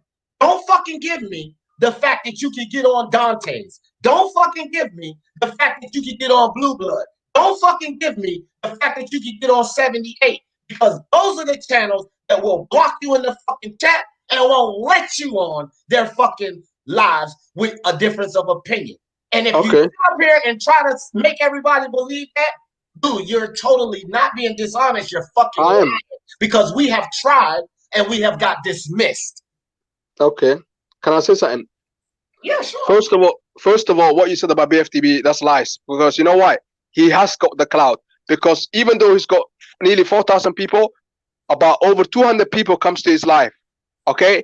Over 200 people. There is a click. Yeah? Those 200 or 300 or 400, they will go back to 78. It's a big group. So BFTB is as big as Barbershop. He's as big as 78. He's as big as Blue Blood. So I don't know what you're talking about, because he is a big channel. Even if he has 1,000 subscribers, he's a big channel because he's got that clout. You know what I mean? They know him. Wherever you go, BFTB is well known. So maybe the reason why he doesn't get subscribers is because he's probably got about 60,000 people that he blocked, and he does block people. Do you know what I mean? So I don't know where this is coming from. Do you know what I mean? But all I'm saying is, you know, each to their own. You know, you don't have to go there if you don't like it. That's all I say to people. Or just be respectful, and you know what I mean? That's it. Just be respectful. But don't say they're pushing the false narrative, because you know what? They're not pushing false narrative. Yeah? They're giving us what we want. They're giving us, you know, David Haney, Gary Russell. Who do you want David Haney to fight? Do you know what I mean? At least they're making not Gary Russell. At least they're making a big fight. Manuel to go. Nobody Ivan was seeing Mendy. Fortuna. Literally any. IBT, I don't want to cut off, man. Javier Fortuna, P. Jorge Linares, P. Richard Coleman, which would be a common champion, common fighter between him and his rival Teofimo Lopez. All of those fights are better than Gamboa or fucking Gary Russell Jr. But the LDBC wouldn't tell you that. You know why? Because basically this fight is not because who's better or who's not. This is because the two guys been going back and forward. They promoted this fight big, so that's why it's going to be a huge fight. But something like Linares, like, no one cares about that fight.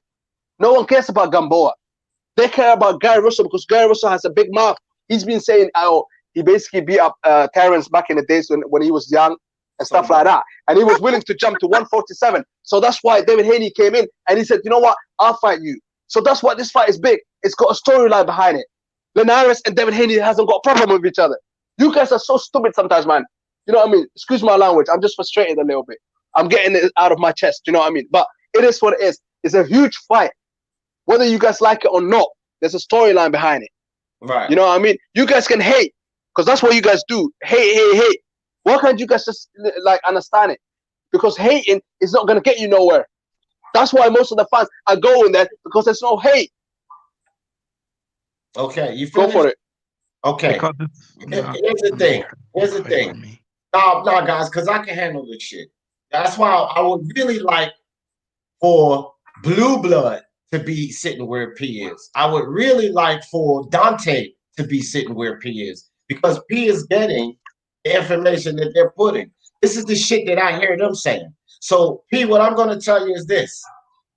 Because a fight will sell and make a lot of money does not at all mean it's a competitive fight, fam. And that's the narrative. See, this is what's called a narrative, P. Because the fight will sell a lot of money, because the fight is huge and will make a lot of money, that it's a good competitive fight. That, my friend, is the bullshit. Of course, a fight will make a lot of money if the people that's responsible for the narrative pushes the narrative that it is a competitive good fight. This is why. Well, the LDBC, it ain't no fucking secret, has the biggest voice in the boxing community. BFTB says something really true that a lot of hardcore boxing fans don't like, and they say he's fucking delusional. He says we control the narrative. He was talking about the LDBC. He says we control the narrative. Now, if he tells that to a hardcore boxing fan, you're fucking ridiculous. No, y'all don't. But the facts are, yes, the fuck they do. Because they're the largest fucking voice in this community. So if they say it's a huge fight, 9 times out of 10, it will be marketed as a huge fight. But at no means does that mean it's fucking competitive. Not even a little bit.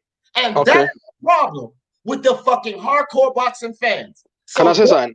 Come up here and tell me that that's not a narrative. That's exactly what it is. Because can I say something? Not fucking competitive. Right. Listen, you know Loma, yeah? He fought Gary Russell, didn't he? And now he's at 135. So why can't Gary do the same thing? Let me explain. No, because you want him to go like 130, then 135. No, he can go up. Why not? Why not straight to one? You know what I mean? 135. What's wrong with that? Are you ready for my answer? Go for it.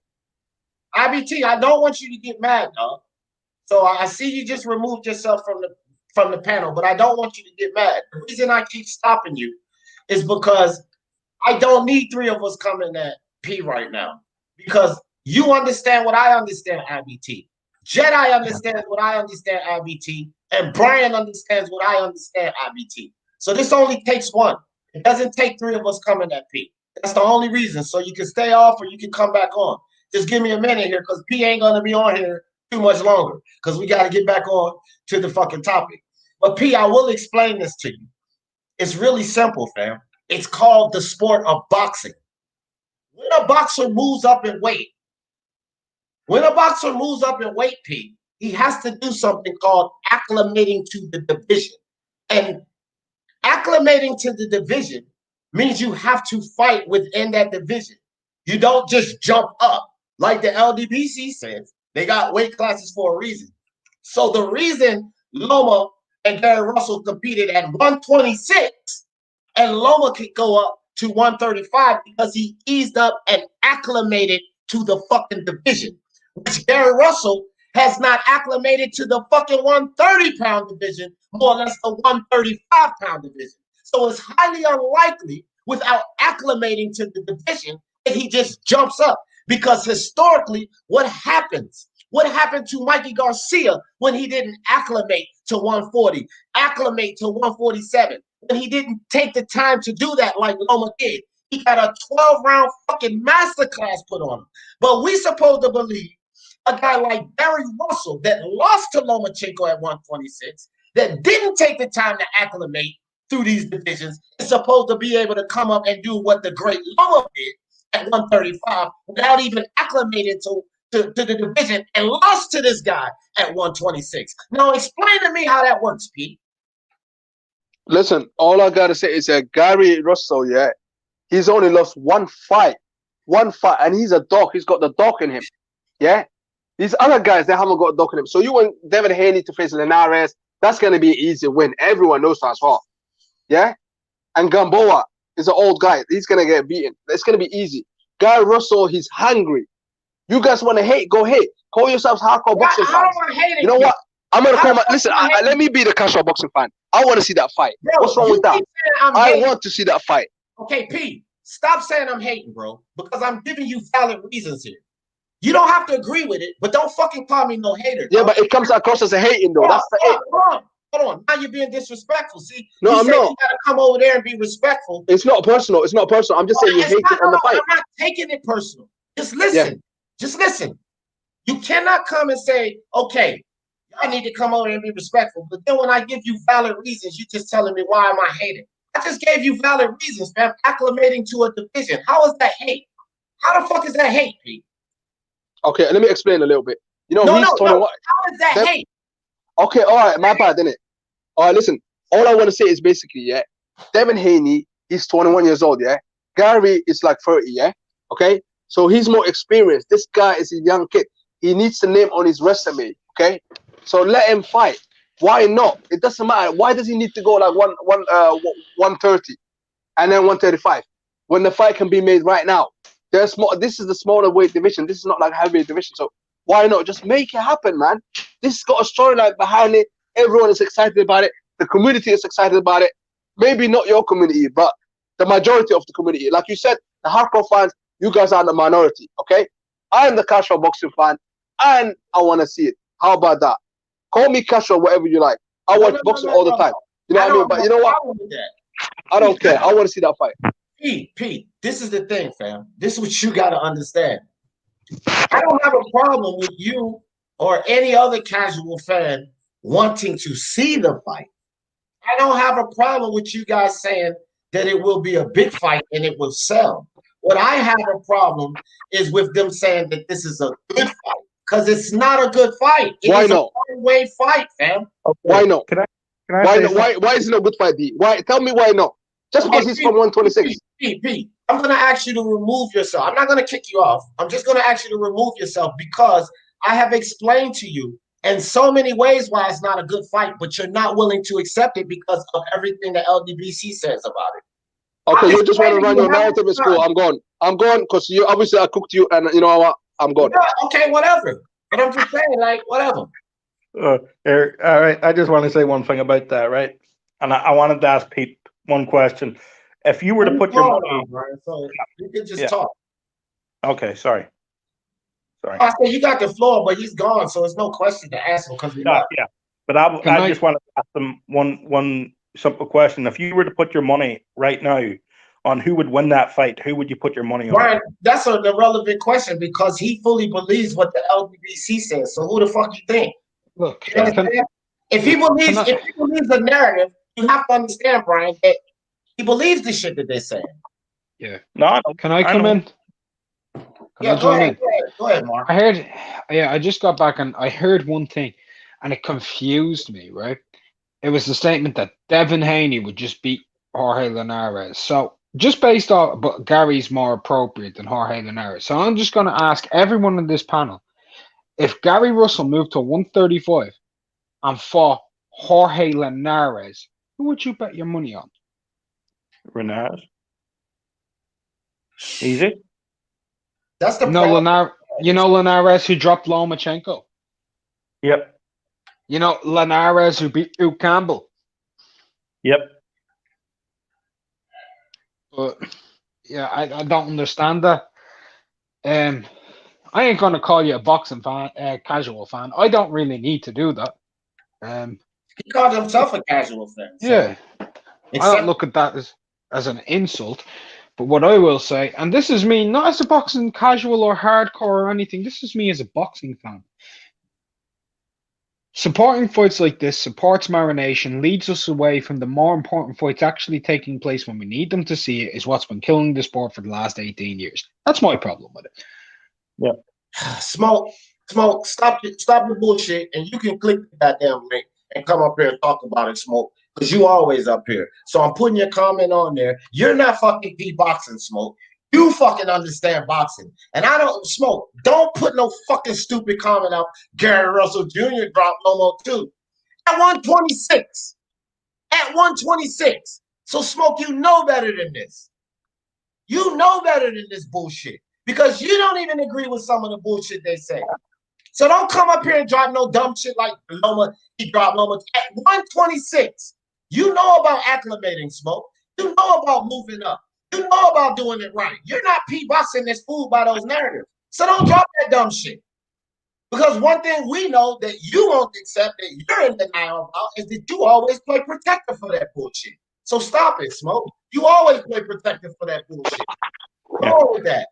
You can come get this goddamn work. Because you know that's bullshit. And this is what this live is about.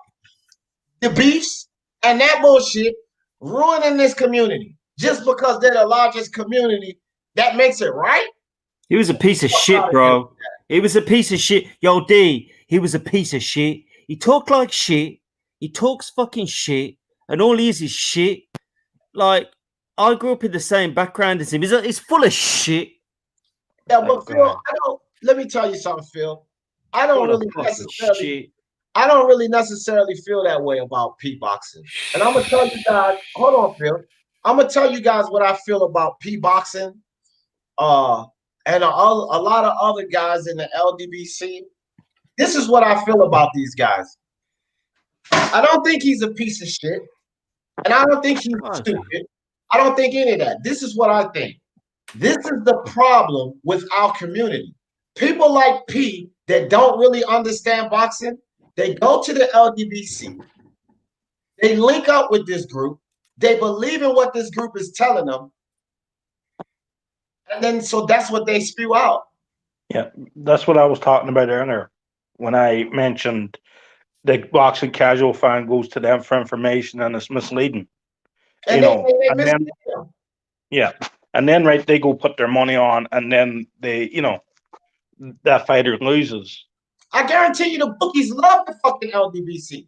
Yeah, the bookies fucking love the LDBC. They're getting paid off of the LDBC, fam. Yeah, the bookies fucking love the LDBC because when the bookies see the LDBC that does have the fucking largest vote, the voice I meant, that does kind of push the narrative, then the bookies start licking their fucking chops because the LDBC makes young guys like P believe that Gary Russell Jr. can really beat Devin Haney. So all of these motherfuckers that go put their money on fucking Gary Russell Jr., and we all know he's going to get his little ass whooped, the bookies are sitting there like, oh, yeah, we're going to get paid this weekend. Yeah. Yeah. But I mentioned that earlier, right? And, I just think sometimes, the false narrative is a bigger problem than we let on. It is. It is. Yeah, just put it in there, bro. So let's smoke. I'll get this smoke because I left the comment up there. Yeah, so I'm going to head off the annoying. You need to use the pan, man. So I want you smoke to maybe explain what you were saying because I might have took what you were saying out of context. I do that often sometimes. So I will give you a chance to go ahead and explain what you meant or where you were coming from with Gary Russell drop Loma too. Because when I hear Gary Russell drop Loma also, that doesn't mean a fucking thing to me because he only did it at 1/3, 26. But go ahead, Smoke, clear your statement up. I'm just gonna head off. Yeah. Right. So just because he did it, what weight it happened means absolutely nothing to what the reality of the situation is. Lenars dropped him at 35. Gary Russell dropped him at 26. Okay, that's it. I don't know why this needs to be a back and forth about it. That's just what happened. For me, I think Gary Russell Jr. wants some get back. I think this is his way of trying to get some get back out of Loma, right? For me, that's what I see. I am personally kind of inspired by what Gary Russell is doing, and I haven't been inspired by that dude in years. So,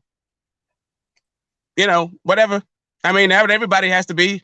People can call it mismatch. People can say what they want about the LDBC. I don't give a damn. Like, for me, the YouTube community needs it all, right? And it needs everyone putting their voice in to make sure that they're always, improving. So yeah, that's I don't true. have a problem with it. Like for me, I appreciate Free Smoke channel or Get Up and giving everybody a say. But I don't think everybody needs to. I don't think every channel needs to be like that. Yeah, well, I don't think everybody needs to follow no fucking system either. But I'm saying this: when casual boxing fans come and hear false narratives or dishonest narratives or unrealistic narratives, it taints our community. That's my opinion on it. And we can sit up here and say Gary Russell Jr. dropped Loma, Lenars dropped Loma. Gary Russell Jr. dropped Loma at 126. When fighters move up, they lose certain attributes. It was evident in Lomachenko. So now we're just expecting Gary Russell Jr., who did not acclimate the way Lomachenko did, to come up and have that type of success. That is the narrative that's being pushed. And that's a bullshit narrative. Well, I mean, listen, for me, weight classes are a thing. I picked Kovalev to beat Canelo, right? For exactly what you just said. What happened? Kovalev got knocked the fuck out. Okay, now I'm not saying. And listen, let me just put it. But let me put it. I feel like I feel like that was even a closer fight, even going into it, right? Than I think of Gary Russell Jr. and Devin Haney. Full disclosure, I did think that was a more it was a closer in the and who I thought was going to win, right? I didn't think it was such a Golden Boy would be Golden Boy would never gonna let that happen. I didn't think it was such a wide gap. Golden Boy. Go ahead, Smoke. I didn't think it was such a wide gap, but I did think, there's weight classes for a reason and all this stuff. Kovalev, even though he's coming off a hard one, all that shit. So like when it comes down to it, yeah, do I expect Devin Haney to win? Sure. Do I think that Gary Russell Jr. could probably surprise some people for all these? Do I think it's going to be as horrible as everyone's making out? I mean, I rate Gary Russell higher than that, and Devin Haney is still unproven. So I don't know. Whatever. Okay. It's kind of whatever to me. Right. Okay. So, well, now from Smoke's perspective, that's respectable. But I just want everybody to know that these LDBC channels are not coming from Smoke's perspective. Not at all. Not even a little bit. They're not coming from that same perspective. That's not what we're hearing coming from the LDBC. So every charge we're taking from them is fucking valid because they're not coming from Smoke's perspective. I've not heard one of them. Not one of them fucking channels that I put you idiot on come from your perspective. Not fucking one of them. Oh, so in the entire, I've been sort of monitoring to guys that have been monitoring the situation, not necessarily opinion on it. So I don't know a bunch of people, but I can say at least one of the guys you were mentioning, Best Fight the Best, has got Haney whooping Gary Russell Jr.'s ass, and it's not even competitive. And I also think I put you idiot on. That's what I'm saying. I didn't. Did I put you idiot on the BFTV about that? No. You just said none of it. This is not right. But you just said that's not the thing that's coming out of the LDBC. And I'm just saying. So that was one guy that's coming out the LDBC that is not talking about 50-50. And there's another guy that's talking about how the entire thing is a farce and it shouldn't be happening anyway. And that's Blood, right? He thinks the entire fucking thing is ridiculous. So I mean, it just depends on who you listen to, what perspective you have. And I'm not saying that just since there are members in the LDBC that are saying that it's 50-50, sure. But there are also members in the LDBC that don't think that at all. And also think, just like a lot of people, like I'm saying, and this idea of shot callers or founders or whoever, like the guys, when you think of them, you think LDBC. Yeah, some of those guys also mirror some other fans' opinions about this being a complete farce and a waste of everybody's time, right? I don't know that any of those channels are necessarily free smoke, though. So I mean, it's just I think that, listen, I appreciate the speak your mind. I think what you've got and what channels do is genius, letting fans speak their mind. And the LDVC may be missing out on it, or maybe they're not missing out on it. Maybe they're just doing what they do, and it takes and the wide YouTube boxing community is just a big tent. Or an expanding tent. I'm done. Okay, good. I'm glad, because I have been on the prowl, Smoke, so I'm going to tell you like this. Dante's Boxing Nation. I don't know if it's the biggest, but one of the biggest. Blue Blood Sports. 78. Fight Fan. Barbershop Conversations. Now, I will say this. Oh, and for non-ballhead ass. Now, I will say this. Those channels are bigger channels around the LDBC. And I personally have not heard any of those channels share your perspective. One thing I will say about Blood Boxing is I've often heard him go against the bullshit they talking about. That's why I respect Blood Boxing. But Blood Boxing is a fucking minority in the goddamn LDBC. And that's a fucking fact.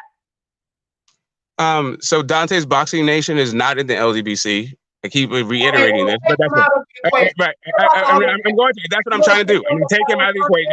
I'm going to take him out of the equation, and I'm also going to add BFTB because we just said BFTB did that, right? So it's not like now, and not only that, Fanon hasn't said anything about who's going to win this thing, so you can take him out of it also. So really, what you're talking about is who you're talking about is.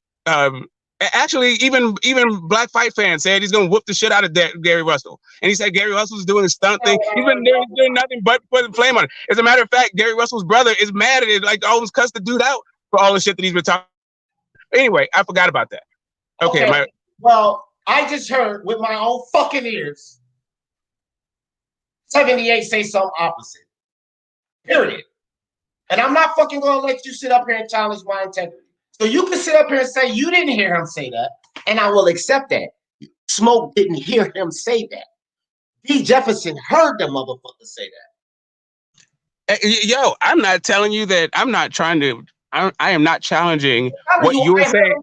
No, listen. I am not challenging what you're saying about LDBC channels saying that it's a 50-50 fight. That is not what I'm challenging. What I'm challenging is there's nobody else saying anything else. That is the only thing I'm challenging. There are actually the LDBC saying that this is actually not even, it's going to be washed, it's not even close. Well, the majority is not, and the majority is the problem.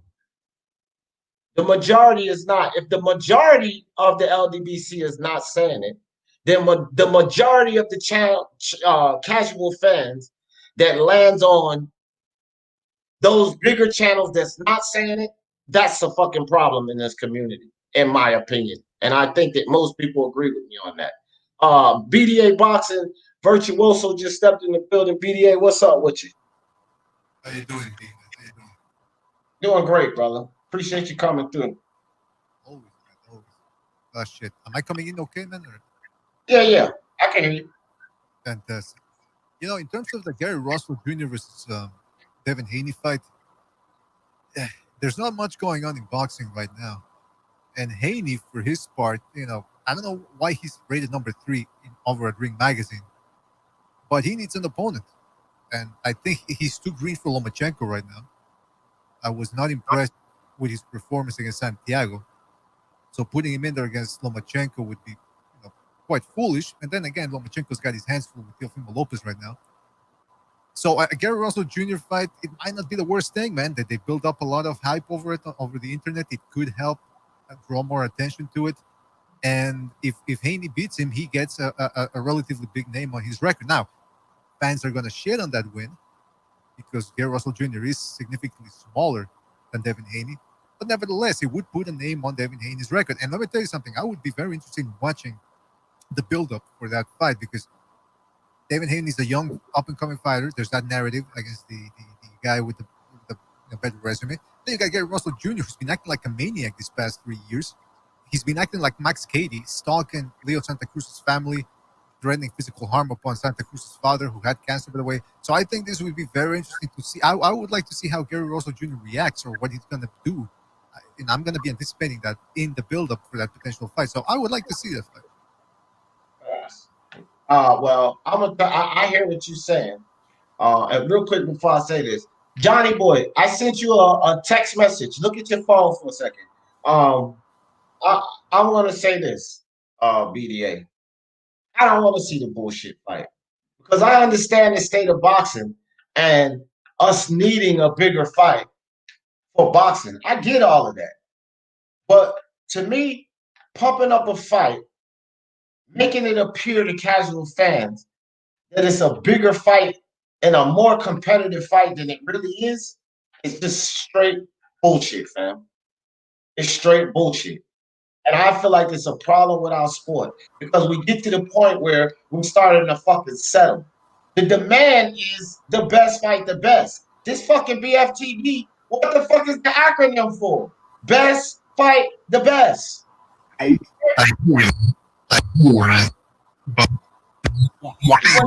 Waking up, BDA. All right, can you hear me now? Yeah. Okay, because I was playing with some magnets. Sorry. My question to you then is this: who would you rather see Haney fight then? Comey. Comey. All right, that's a better fight for sure. Can it happen though, with Comey being with Top Rank and Haney being with the Zone? Why can't he? He don't have a belt. Most of these, this crossing the street. Let's put this narrative to bed too. Most of this crossing the street, no matter which fucking street it is, Golden Boy, the Zone, PBC, the crossing the street problem generally happens when a belt can be sent to the other side. Comey don't have no fucking belt. They didn't hesitate to send fucking Ruiz over there to get his ass whooped by Anthony Joshua. But look how long it took for Wilder to get the damn shit to happen because it was the last belt. They don't have no problem with sending people over to fight Spence or vice versa. But why the fuck we can't get Spence and Crawford in the ring? Because it sends a belt. It sends a belt over there. Like, let's not fucking act oblivious to the fact that they don't want to let those belts go out of their stable. Because that's a factor in all of this. So sending them over there is no fucking cross the street issue. Because the motherfucker don't have nothing to lose for that network. D, I hear you, man, but realistically, you know how it works, man. I do. There's bullshit excuses though, BDA. You know what I mean? A belt is part of it. The other part is the money. And I don't see Bob. I don't see Bob paying up $1.5 million for Gary Russell Jr. I was talking about Comey, Smoke. Yeah, I'm saying but Comey is with Bob, right? Right. Yeah, so he'd have to pay Gary Russell Jr. $1.5 million, like Devin Haney is. Do you see Bob doing it? He wasn't paying 1.5 to Tio for Loma. Okay, but Smoke, what the fuck does him paying Gary Russell Jr. 1.5 have to do with Comey fighting Devin Haney, fam? You lost me there. Okay, here's what I'm saying to you. Devin Haney is paying Gary Russell Jr. $1.5 million to fight him, right? That's what Devin Haney's doing. So you would rather see Devin Haney fight Comey? Oh, sorry. I thought I got it mixed up. You were saying Devin Haney. Who you want to see Devin Haney fight? Not who you rather see Gary Russell Jr. fight. Okay, so who would you rather see Gary Russell Jr. fight? I fuck Gary Russell Jr. I'm talking about Devin Haney, right? I don't give a fuck who Gary Russell Jr. fight, Smoke. Okay, cool. All right, cool. Yeah, that's where you lost. I don't know what Comey's doing. Yeah, I got it. I got mixed up. I'm looking at it from Gary Russell Jr.'s standpoint. It ain't about no fucking Gary Russell Jr. I gave Gary Russell Jr. Matter of fact, Smoke, you and I actually share the same perspective about Gary Russell Jr. For Gary Russell Jr., this is an achievement. If he could pull it off, it will be great. That's not my angle with Gary Russell Jr. My angle is Devin Haney's side of this shit. To me, it's a fucking cherry pick because you know you're going to win that fight. But you can fucking fight Richard Coleman. And Bob Arum won't have to offer a motherfucking thing because it's Devin Haney and them that's making the offer. So offer that goddamn money to Coleman. Fuck, offer Coleman $1 million because he lost his fucking belt and don't have a fucking belt. He'll probably jump on it for $500,000 less. But those motherfuckers didn't even send him a goddamn offer. You know what? I know you're really you're passionate. And you seem to be more passionate than Coleman himself. Like, where is he in this? Okay, this is where Coleman is. The fucking B-side. He don't make the offers. They have to send him an offer. How come every time this conversation comes up, motherfuckers want to pay attention to A-side, B-side? PBC is the first to say, especially Ellaby, they don't send us no fucking offers. We send the offer. And then a lot of all the fucking people who is in prime position say, I'm the A-side, I'm the A-side. Devin Haney says, I'm my own fucking boss. Coleman shouldn't have to do shit. Send him a motherfucking offer. You know how Gary Russell got the offer? By talking shit to Devin Haney. Okay, smoke. Come on, man. Because Gary Russell. I'm saying, I just want to hear. Let me talk now, because you stop. Let me talk. You stop. You put your mic on mute. So let me talk now. Gary Russell Jr., you're telling me, because this motherfucking idiot run around fucking clout chasing, talking about going up to 147 fighting Crawford, stop playing with me, stop playing with me. And that makes it an excuse that a fucking champion, a WBC champion, doesn't make an offer to a valid opponent just because Coleman ain't being stupid like Gary Russell clout chasing? This is your explanation? No, no. Actually, it's a combination of a couple of things. First off, I think it was Bucho who brought up the other network thing, right? So the thing to me, the catalyst that started this entire deal. First off, I don't think it's clout chasing simply because I think Gary Russell Jr. would take the fight. Right? It's not like he's talking a bunch of shit about a fight that he would not take if it was offered to him. Right? So I think he's just trying to drum up and trying to get somebody in the ring to fight him. I think that's what Gary Russell was trying to do. And Devin Haney, and he called out Devin Haney, and Devin Haney said, "What's up?" I feel like that's really all the long and short of it. I don't know that Richard Coleman is trying to fight Devin Haney. I don't know that Richard Coleman is not trying to fight Devin Haney. I have no idea. Well, this is what I know about Devin Haney. Or this is what I haven't heard about Devin and Bill Haney. I haven't heard Devin and Bill Haney send a former champion, a common opponent, and Richard Coleman, a common opponent, to his rival, right? I have not heard Devin Haney and his dad send an offer that way. The boss of his own career, the guy that makes his own decision. This is a fight that would be very valid for you. Right? And hold on, Smoke. Don't do that. This is a fight that will be very valid for you.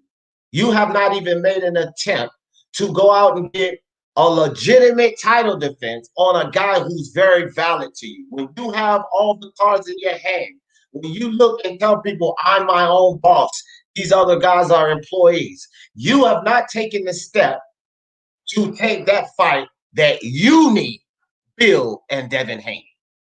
That's what I see. So, while I don't mind the Coleman fight, I really don't. Like, right now, Coleman is coming off of a knockout loss, and it seems like he's playing second fiddle to Tio if he were to fight this dude next. Is it better? Is it a better fight competitively than Gary Russell Jr.? I think so. I think so. I mean, I'm not hating on that part, but I'm just saying. I'm just talking about just like right now, the timing of it all. Virtuoso, what do you think about this, fam? First and foremost, I want to thank you for putting me on. I think we as boxing fans should be very responsible in how we look at this thing as unrealistic.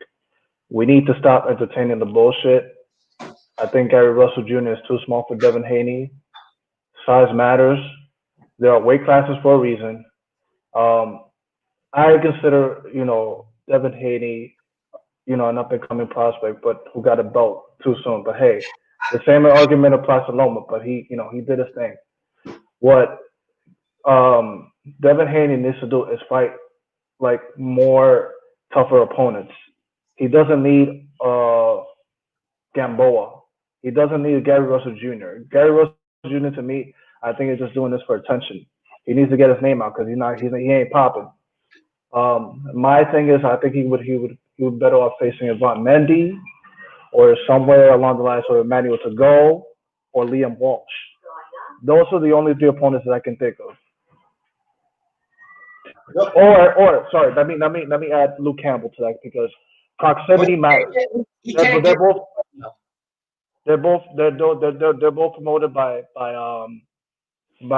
Hearn, and that fight could really interest people. Yeah, I see with this whole Devin Haney situation, and look at the faction that's involved. Something else I just heard 78 say on his live when Devin Haney was on there. You know, they were speaking about Tank Davis, right? And how Tank Davis, he said something along the lines that Tank Davis is moving in the direction that they're moving him in, but he could beat Lomachenko as well. And this is what I don't understand about these guys. Tank Davis, he did this dumb shit, pulling guys up in weight, not fighting the guys better than him to improve. And now at 25 years old, they're still trying to argue Tank Davis' validity because the hardcore boxing fans don't give Tank Davis any validity. He's not valid. He's not done what he's supposed to do. So we're supposed to sit around and watch Devin Haney take that same fucking path.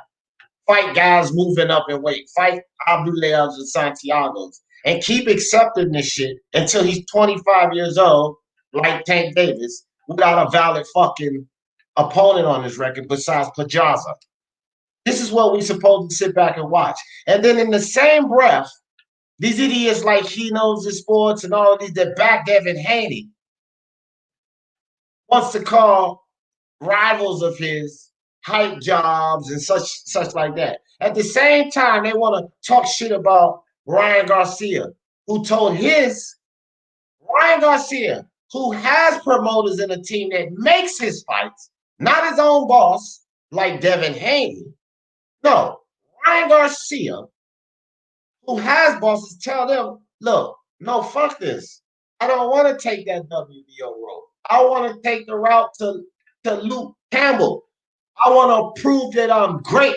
I want to show these boxing fans. Do you think by Ryan Garcia telling Canelo, Oscar and those guys that he would have accepted a fight from a guy moving up 2 weight classes? No.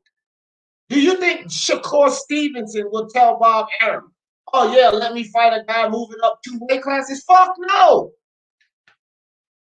His counterparts, the kid that is doing more than most of them, he's not trying to fight guys moving up 2 weight classes.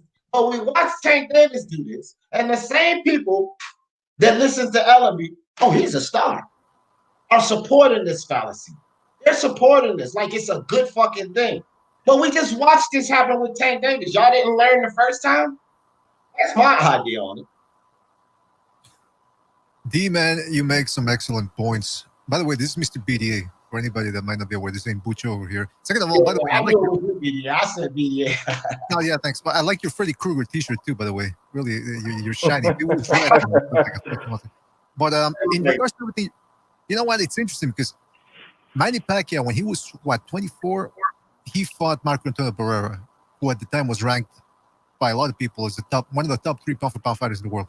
Mayweather, when he was 21, I believe, 21 or 22, he fought Canelo Hernandez.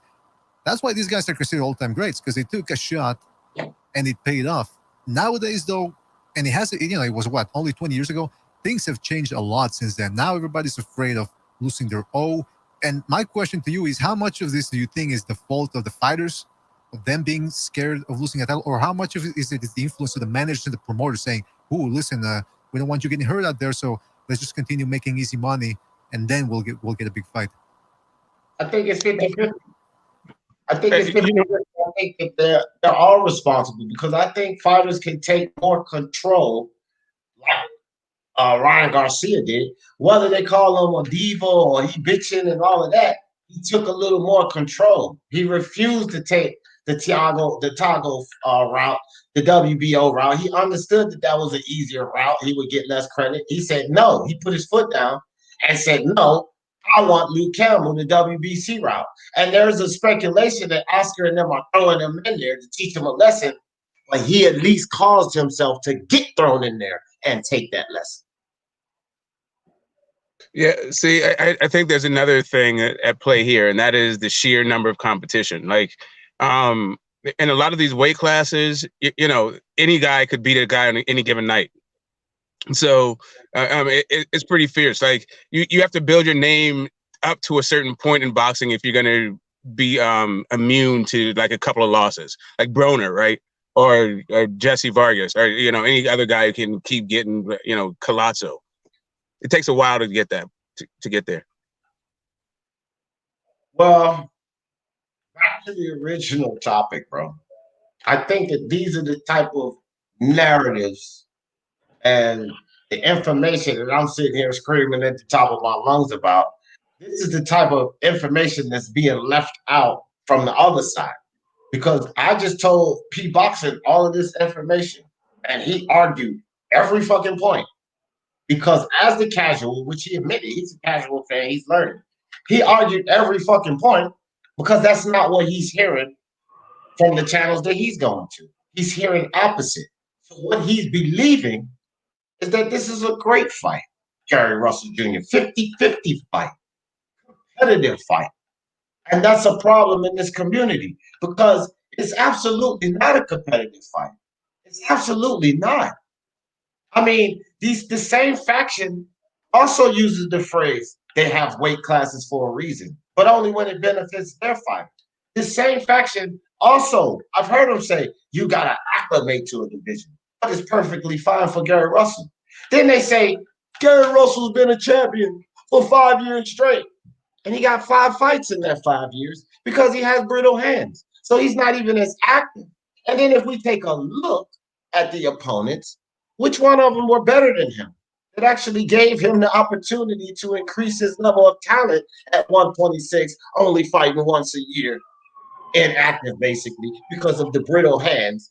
That says to me that he can move up 2 weight classes without acclimating to the division and beat this young, who you guys call special talent. It makes no fucking sense to me, man. None. So, you mentioned acclimation.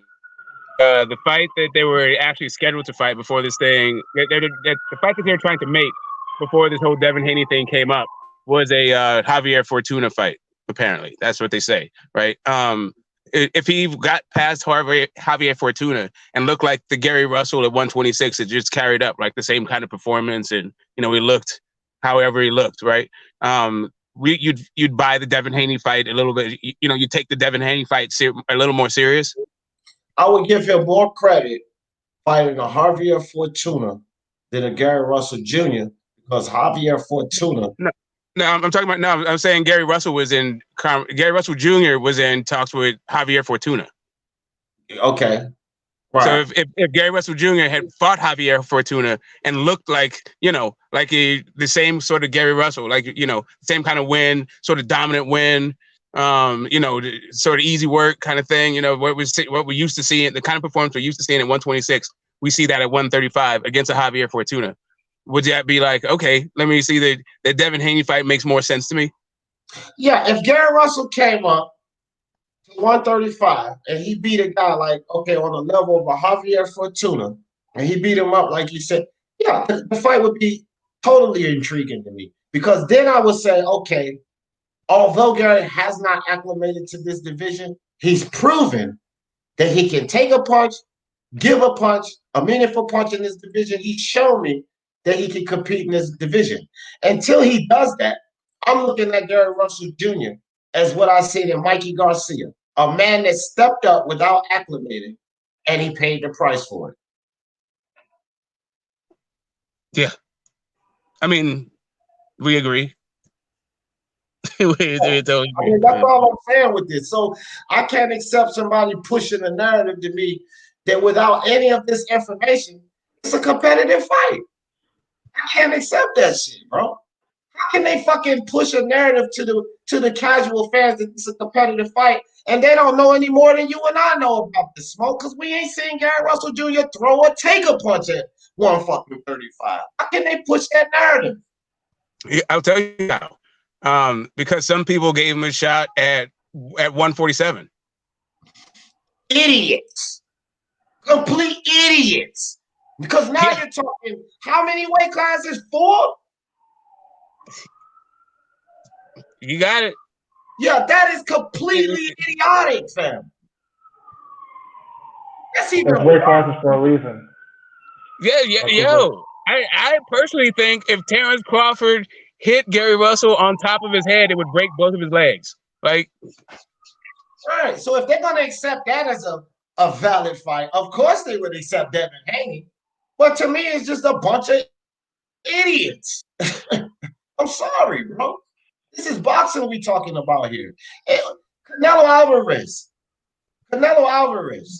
was 23 years old when he fought a fucking great.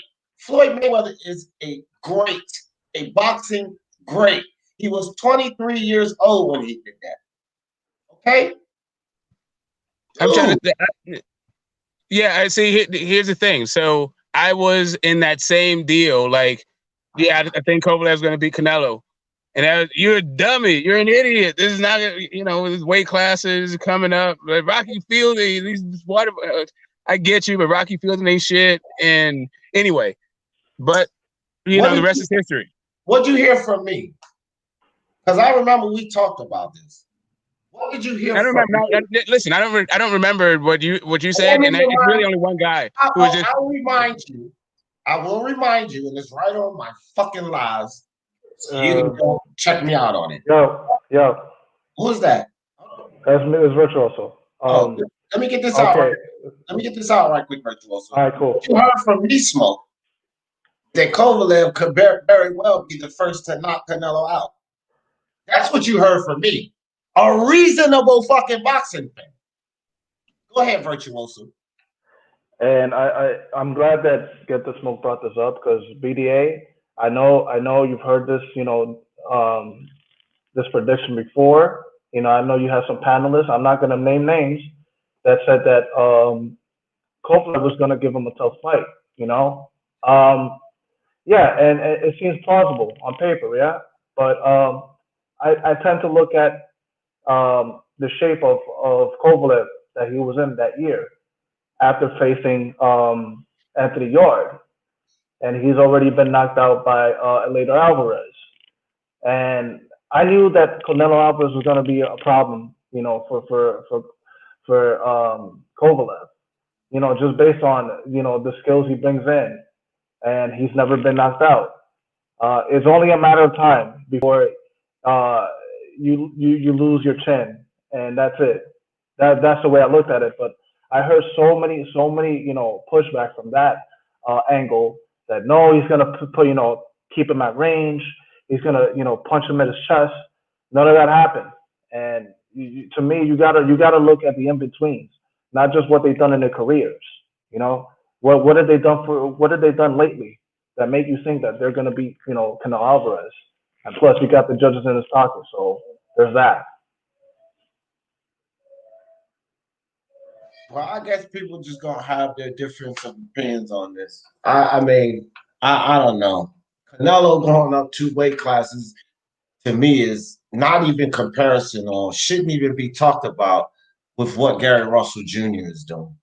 Because Gary Russell Jr. fights one fucking time a year. Gary Russell Jr. Look at his last 5 fights anyway. None of these fights are anybody thought could beat him. I mean, dude, like, he got brutal hands. That's no secret.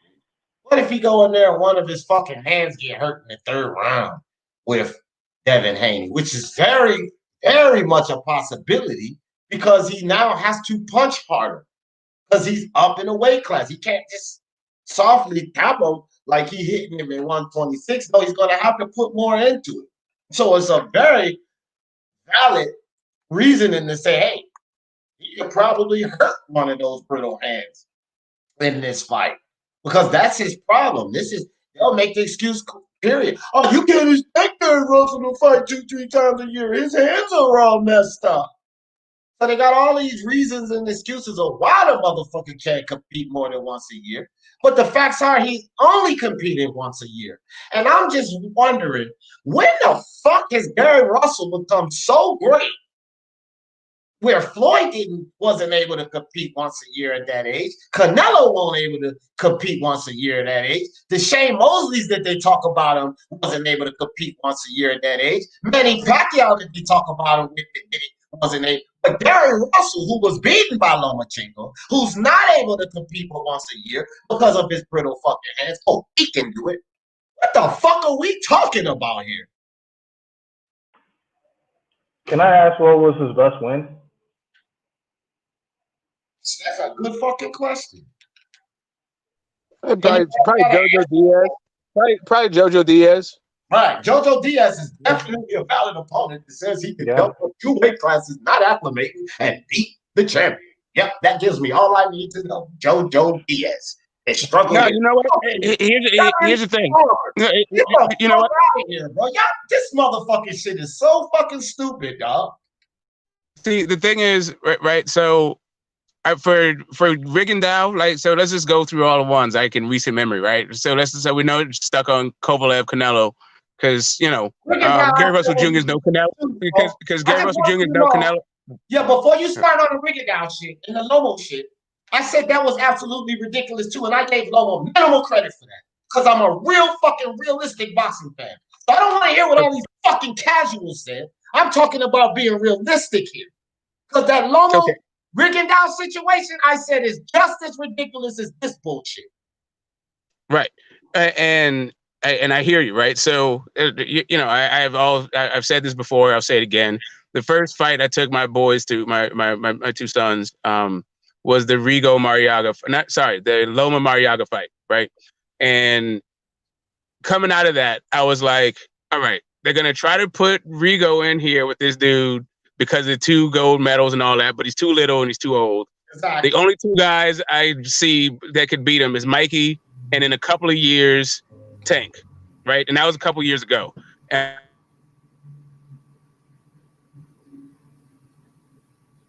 damn, Smoke, you broke out, bro. Smoke, you broke up, or you breaking up? You actually broke up. We can't hear nothing you saying. No, I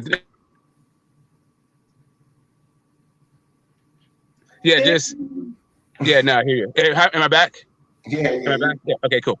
I thought the Loma Rigo was not going to be competitive. I didn't think Mikey was going to have anything for Spence, and I didn't think Khan had anything for Canelo, and I didn't think Brooke had anything for Triple G. And right, I doubt that Gary Russell Jr. has anything for Devin. What is the difference between all of these guys is I've considered every single one of those other matchups bigger punchers. Like these are 2, like Devin Haney and Gary Russell Jr., neither guys are big punchers. I see a kind of a, I don't know if even it's going to be a good fight. It could be a very boring fight that is a wash. I don't know. Hey, Gary Russell's, like I said, Devin Haney's unproven. Gary Russell's the old master. You know what my problem? I get what you're saying, Smoke, but you know what? One issue I have is that I can't lie and say that neither of them are concussive punches, but my thing is that both guys have knocked guys out. And no, neither of them have concussive power, but Gary Russell doesn't have concussive power at 126, whereas Devin Haney doesn't have concussive power at 135. Punch resistance plays a part here. So just because you can take a punch from a guy at 126 that doesn't have the greatest power, when you go up to 135, you're going to be getting hit that much harder. Yeah, I hear you. And, they tell you, to hear a guy tell you, like, I've been fighting grown men since I was a kid, and I came up in the amateurs and all that stuff, and bronze medalist, and, Yeah, Yeah, Yeah, I mean, I hear you. Like I said, I don't have Gary Russell Jr. winning the fight. So, like, when it comes to the competitive, like my rational brain, when it comes to the competitive part, from what I understand about boxing, I don't think maybe Gary Russell gets 3 rounds, maybe 3, and I would be jealous. If he got 4, I would be fucking impressed. I just think we just can't entertain this. I just don't think it's just too much for him, to be honest with you. I think he should just fight Warrington, you know? Maybe rematch Jojo Diaz, you know? He's improved. Maybe go up to 130 and fight. Yeah, exactly. No, well, I mean, the thing was, he was going to fight Fortuna. So, I mean, if he's not going to fight Haney, might as well just go ahead and fight Fortuna. He was on talks to fight Fortuna for 1.8, and he's taking less to fight Devin Haney. So go back to that 1.8, fight Fortuna, and maybe they'll drum up some interest in the Haney fight after that. Yeah. AJ, the best ever in the building. Yo, who's murdering children? I mean, like, strange noises. What's that? No, I'm hearing like screams in the background, man. Who's that? Yeah, someone's getting killed, man. What the fuck? Yeah. The fuck? Oh, okay. Turn the mic down. Yeah. Nah, he's gone. He's gone. That was the AJ, the best ever. I gave him the floor, but all we heard was a ruckus. So, IBT, what's up with you, friend? Yo, what's up, guys? Yeah, hey, I apologize, IBT, about earlier. It's just I didn't even really want everybody to get in with P boxing because we all feel the same way. So it only really took me to kill that nonsense that he was talking. It didn't really take all 3 of us to start bashing him because he is a product of what I'm attacking out here. P boxing is a product of the problem that I see in the community. Casual fans land over there at certain LDBC channels, so I don't have to get into it with smoke. They land at certain LDBC channels and they get filled with these bullshit narratives. They don't get the opportunity to get over to blood boxing because they don't look down and see 70,000 subscribers or 60,000 subscribers or 120,000 subscribers. Whether Dante or Ego is a part of the LDBC or not, a lot of people gravitate to their fucking channels, and coincidentally, they're pushing the same bullshit narratives. So P Boxing and other fans like that get over to those fucking channels, and this is what we deal with, what we dealt with earlier. So I apologize, dog. It won't know disrespect or nothing. It's just I didn't feel like it took all 3 of us to talk about what we all agree on. So my bad. Yeah, no, I just had to go. I was trying to answer his question, but it seemed you had it. I had to go. That's all I did.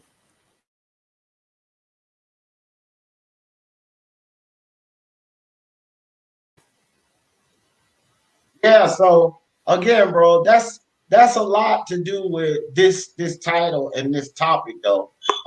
And then the beefs considered behind this. I have to don't come on here with no crazy shit, bro. But the beefs behind this dumb shit, you know, because people get proven wrong. Like P got proven wrong. I don't think P has a problem. He'll probably come kick it with me again. But sometimes people get proven wrong or they get into these debates. Next thing you know, they got a problem and they're taking subliminal shots at you or putting videos at you.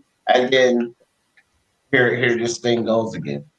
You know, Hey, narratives start the bullshit.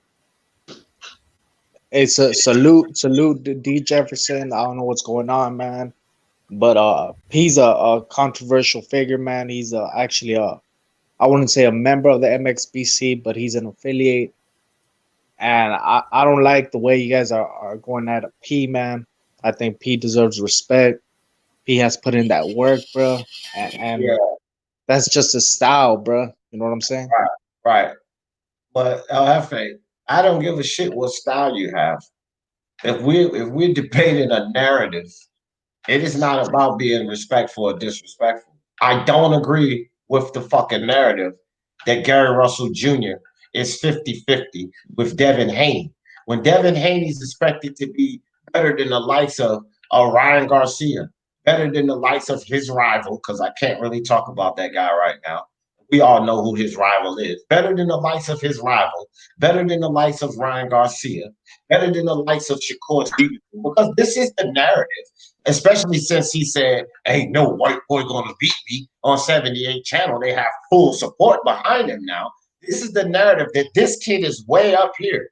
And I'm just supposed to believe that a Gary Russell Jr. that has fought no more than one time in the past 5 years, not top level competition, is just supposed to jump up 2 weight classes and beat this special high level talent that reaches him by 71 to 64, that has a height over him at 5'9" to 5'5", and knows how to use it.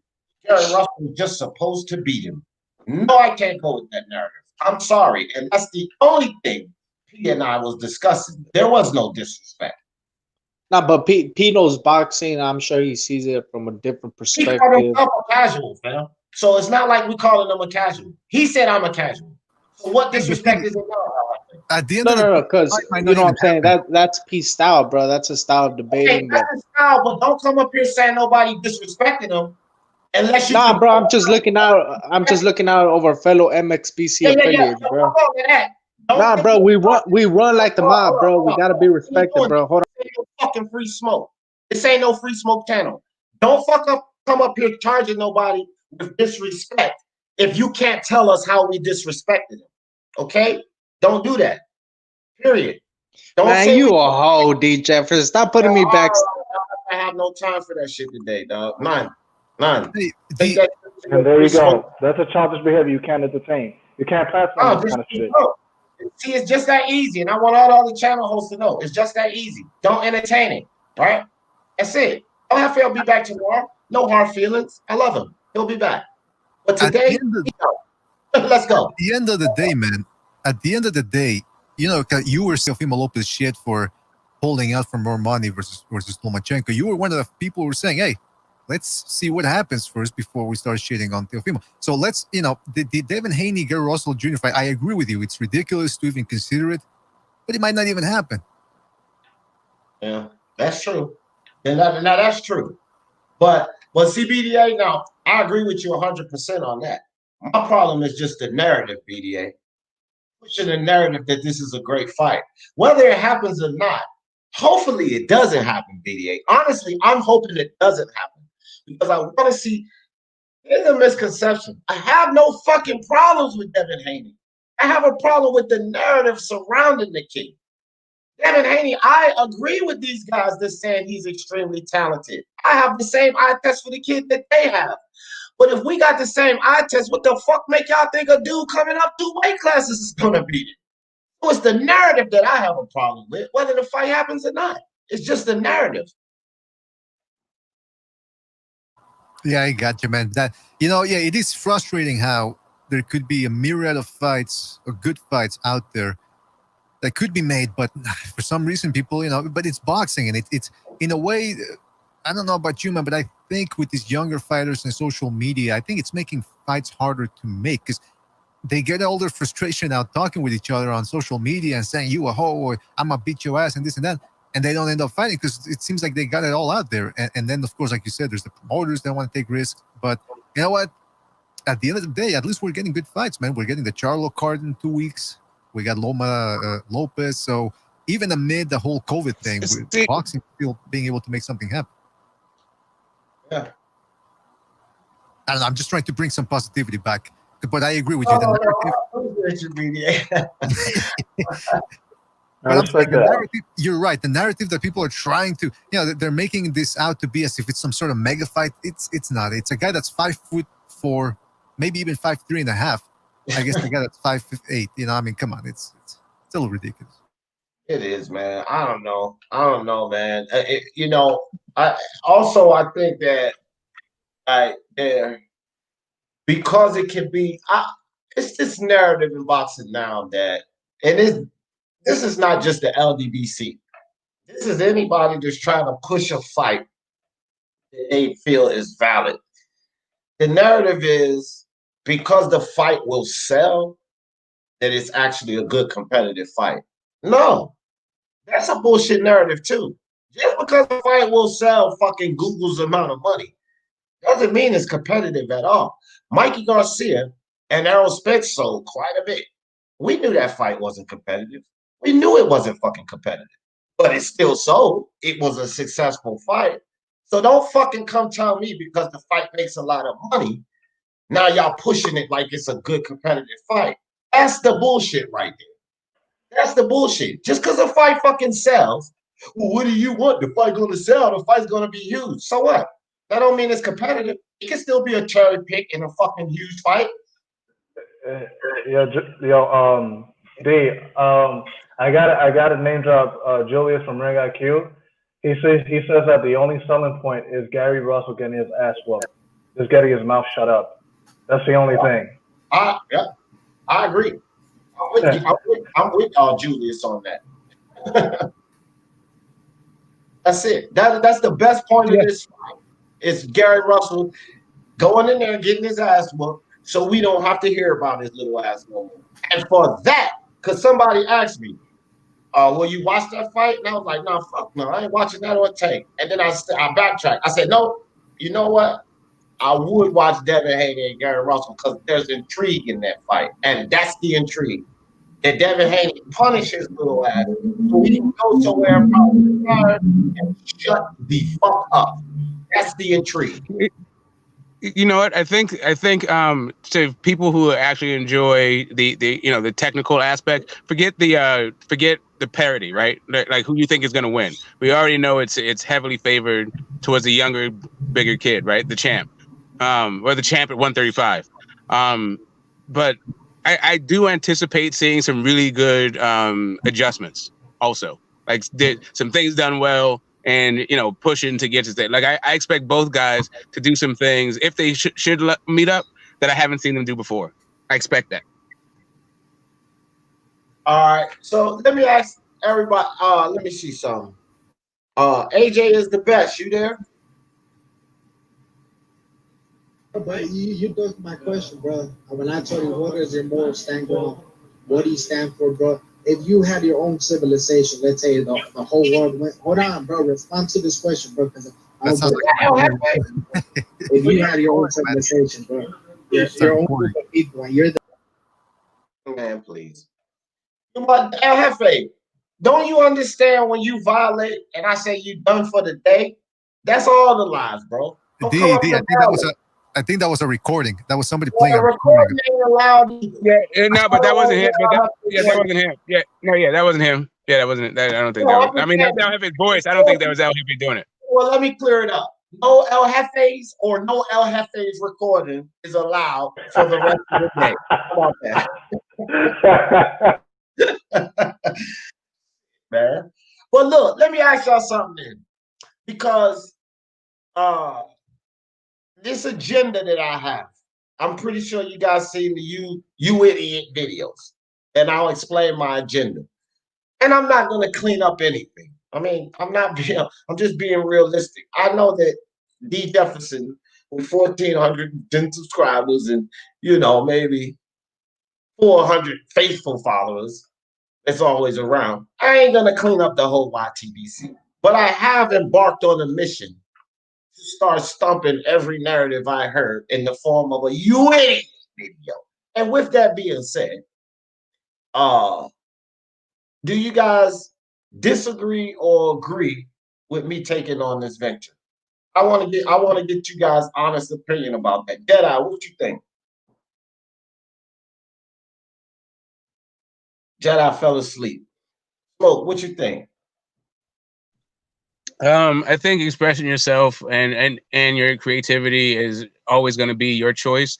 But sometimes it can be fun. Sometimes it can come off as judgmental and policey, right? It depends on how you do it. Yeah, I think you got to always make it light and fun somehow if you're going to be doing it. If you're going to, if you're going to keep me entertained at least. Because I actually don't give a fuck about the narratives, to tell you the truth. I feel you. Virtuoso, what you think about that? I'm sorry, I didn't hear that. What was the question? Okay, so I've embarked on this mission, and in the form of the you idiot videos, when I hear a false narrative, I'm going to come after the channel, whoever that put that false narrative out, but I'm going to clean up the narrative in the video and tell what the issue really is. But just along the way, my comedy is the you idiot because people like it. You understand what I'm saying? And I understand that I'm not single-handedly going to clean up the whole YTBC, but what do you feel? Do you feel that I just wanted to get your opinion on me embarking on that mission? What do you think about that? I think people do not make informed decisions about who they support, and I feel like when you challenge these narratives, you're trying to clarify things that needs to be said because boxing media today is more like a cottage industry, man. A lot of people have their own channel. They can do it from their home. They don't have media credentials, but they could get a lot of followers, and so they have a platform that they can build. And so you have a responsibility to tell the truth. That's, the bigger the crowd gets, the more of a responsibility you have. And so if you're a big channel and you're spreading these false narratives, you know, at some point you're going to get checked. So I'm with that. Appreciate that. BDA, what you think about that, buddy? Hey, listen, man, it's your channel. You do it how you want to do it. I mean, the trick to keeping the content fresh is by diversifying it. So you do some serious discussions, talk about technique and all that, and then you do a couple of videos where you just have fun. And if you want to go after narratives, because I do agree, listen, I don't watch that many other YouTube channels. Mostly it's Bucho, the one who's scouring the internet looking for them. And then he'll relay them to me. And sometimes I hear what some of the stuff he's watching. And I go, why would I want to waste my time hearing that? But it's fun to like you said, to dismantle those narratives too. Because sometimes you want to try to educate people, even if it's just one or two, a little bit, you know. So do your thing. I love it when you go after people. I love it when that you get the high energy. You know, sometimes I was about to drink some coffee sometimes, but then I watch your show and I go, fuck that, I don't need a coffee. So keep up your thing, D, man. Oh, and by the way, I wanted to tell you, we're gonna do another film breakdown live, the way we did it with Ramirez. But this time it's gonna be Lopez Lomachenko because I know you got Lopez over Lomachenko. So this is the perfect time for you to break it down and tell us why based on what we're watching, why you think Lopez beats Lomachenko. I can't talk about him today, but I'm gonna give you my because I made a bet with Mark, so I can't talk about him. But I'm gonna give you. I'll get with you and give you my phone number because you know I'm fucking crazy busy, but I want you to call me so I can show up for that. I'll do that. Fantastic, will do, man. I'll contact you through the Discord. All right, bet, my man. Perfect. So IBT, and we talk all the time. IBT, what do you think about this venture I've partaken? It's a solid idea, man, but honestly, I think it's a real handful, and I don't know how you're gonna go about correcting it. So good luck to you, D. But honestly, for me, what I'm gonna do to do my part, and I think if we can, obviously, I can't make anyone do anything, but I think that it would be best if we all do our best to stay out of trouble in terms of dumbass beefs like this. It's really tiring and exhausting. It's actually really lowered my motivation to go on YouTube every day and talk boxing because I actually haven't talked about boxing in about a week, and it's really actually just like depressing almost because this is the sport I like. These are the people who I thought liked the same sport, and it just seems all they can talk about are garbage matchups or stupid ass narratives. So yeah. All right, guys, I appreciate it because I need feedback. Like I say all the time, I ain't fucking perfect, man. And I'm gonna do some things up here. I'm gonna fuck up like everybody else. I done fucked up a lot in life. You know what I mean? I think we just learn from our fuck ups. That's what life is. You fucked up, you gain experience, you don't do the dumb shit again. I don't even try to act perfect or act like I am perfect. And that's why I wanted you guys' feedback. And I appreciate that. Black and Brown Boxing says opinions and narratives are two different things. So I fully agree with you attacking false narrative, but a person is entitled to their opinion without judgment. Facts. Well said, Black and Brown. And with that being said, Liddy Hill, what's up? So she said, D kills all the fools. I can't stand fake news. I appreciate you. With that being said, I want you guys, everybody that's listening, and then of course you guys on the panel too. If I drop one of these you idiot videos and I cross the line with what Black and Brown is saying here, Bro, I can take constructive criticism. Just tell me in there, D, you might be crossing the line. Because this is not so much as a narrative as it is an opinion. And if I cross the line, bro, y'all help me out with that. Because again, I ain't fucking perfect. And I'm on 1,000 right now. Like I'm going full fledged. I'm fuck, fuck, fuck, fuck, fuck, fuck, fuck, fuck. You know what I mean? So I might cross the line. Like that could actually happen. So just put in the comment section, D, you out of line right now. And then I might retract. I'll probably retract the video if I agree that okay, I took it too far. I'll retract the video. I'll come up and put a retraction up. Bro, I got no fucking pride with me, dog. If I'm wrong, I can tell you guys I'm wrong. I apologize to Smoke. I apologize to I don't know how many people. I apologize to the whole fucking life sometimes. Like, I don't understand this whole pride and ego thing. If you fucking wrong, you wrong. Say you wrong. Apologize and keep fucking moving. And I promise you guys I can get that done. So just let me know if y'all feel like I'm over the line. We'll talk about it. We'll entertain it. And you know what I mean? And I'll retract. If I need to retract, I'll retract. Because I don't want to attack anyone unfairly. But these fucking false narratives got to stop, man. Because in my opinion, it's ruining the sport, our community, as far as the sport of boxing. And I'm, like I say on my Power of the Mind, we can sit around and fucking complain all the time about this happening, this happening, this happening. Well, who's going to fucking do something about it? So this is what I just decided to do. It's just a You Idiot video. And yes, I'm going to drop them every day. But this is my part. This is what I decided to do in our community to address this fallacy. This is what I'm trying to do to actually do something about it instead of sitting up here complaining about this shit. I'm trying to dig in. And if I cross the line, man, y'all guys let me know. That's all I can say. You know? But man, 3 hours in, Virtuoso, give me some closing thoughts. Man, just keep doing your thing, man. You know, take these fools to church, man. Gotta let them know what's up. You know, D Jefferson, man, you the man. Thank you, man. Appreciate you, dog. You know you're always welcome. Always welcome. Thanks, What you got for me, brother? Thanks for having me on. Good live, D, and see you later, man. Appreciate you, IVT. Get this smoke. Boy, I'll tell you what, get this smoke. Yeah, man. Listen. Hold on. Yeah. I want you guys to know, and I really fucking mean this. Everybody knows Boxing Monster is one of my favorite people in the chat, right? Boxing Monster doesn't join us on the panel often. I don't think he's ever come on the panel, but he's one of my favorite people in the chat. This motherfucker right here, as much as you guys hear me go back and forth, I think we've been going back and forth since day one, since the first day he came on this panel. Smoke is literally one of my favorite fucking panelists. And I do definitely appreciate you every time, Smoke. Go ahead and give me some closing thoughts. Yeah, man, you already know.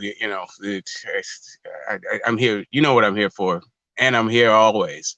And that is to keep it real about the fight of the century between one Mr. Gary Russell Jr. and one Devin. Anyway, I can't even get through that shit. Oh man, yeah, peace to the panel. Peace to the chat.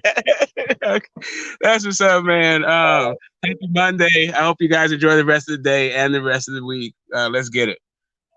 Appreciate you always, Smoke. Hey, my man, Mr. BDA, man. I always appreciate you taking the time to come through. You're a busy man, Mr. BDA. Give me some closing thoughts, man. Well, first of all, thank you for having me, man. It's my pleasure to be here. As for keep doing your thing, man. Lines, always remember, lines are meant to be crossed. So don't be afraid. Just as long as the contest is informative and interesting, that's the main thing. You want to entertain people as well. So just keep doing your thing, and don't forget to keep on dropping by BDA, because like I told you, we're going to be doing that film analysis. So check that out. And again, thank you for having me, and always enjoy listening to your show, man. Appreciate you, BDA. You know you're always welcome, brother. Always. Thank you. Thank you. All right. So, guys, my closing thoughts on this. If I offended any of you guys with the Black Horseman situation, and some of you guys think I may have went a little bit too rough or too hard, I'll apologize for that. I'll apologize for that. I cannot promise you that I'm going to stop that. But I will apologize because my intent is not to be offensive. Me personally, I don't get offended by what anyone says. Or y'all can say what y'all want in the chat. Call me whatever kind of name you want in the chat. And unless fucking Johnny Boy is here, you'll probably be safe by not getting timed out. You know what I mean? You can say whatever you want. And that's going to stop happening too because, you know, anyway, another story. But I just don't get offended by what people say because it's just words. But if I have offended someone by what I say or what I'm going to say in the future, I just tell you guys now, I'm not intending to be offensive. Sometimes the truth hurts, and I'm not as tactful as I should be often. Sometimes I, could say things in a different way. I do realize that. And I just don't empathize that everybody don't have the power and control of their mind the way I do. They actually let some things that's being said bothers them. So with that being said, hell no, Brown going on. I ain't doing it. 12 o'clock tomorrow, bro. No, sir. Well, look, man, I appreciate all you guys, man. This was huge. I think this was a talk that needed to be had, that we needed to have. And that's my part. The You Idiot segments, which I'm going to work on after this. I'm going to bring you guys one every day. If I cross the line, let me know in the chat section. And y'all know how I always in this thing. For the love of sport, let's talk about it. Peace.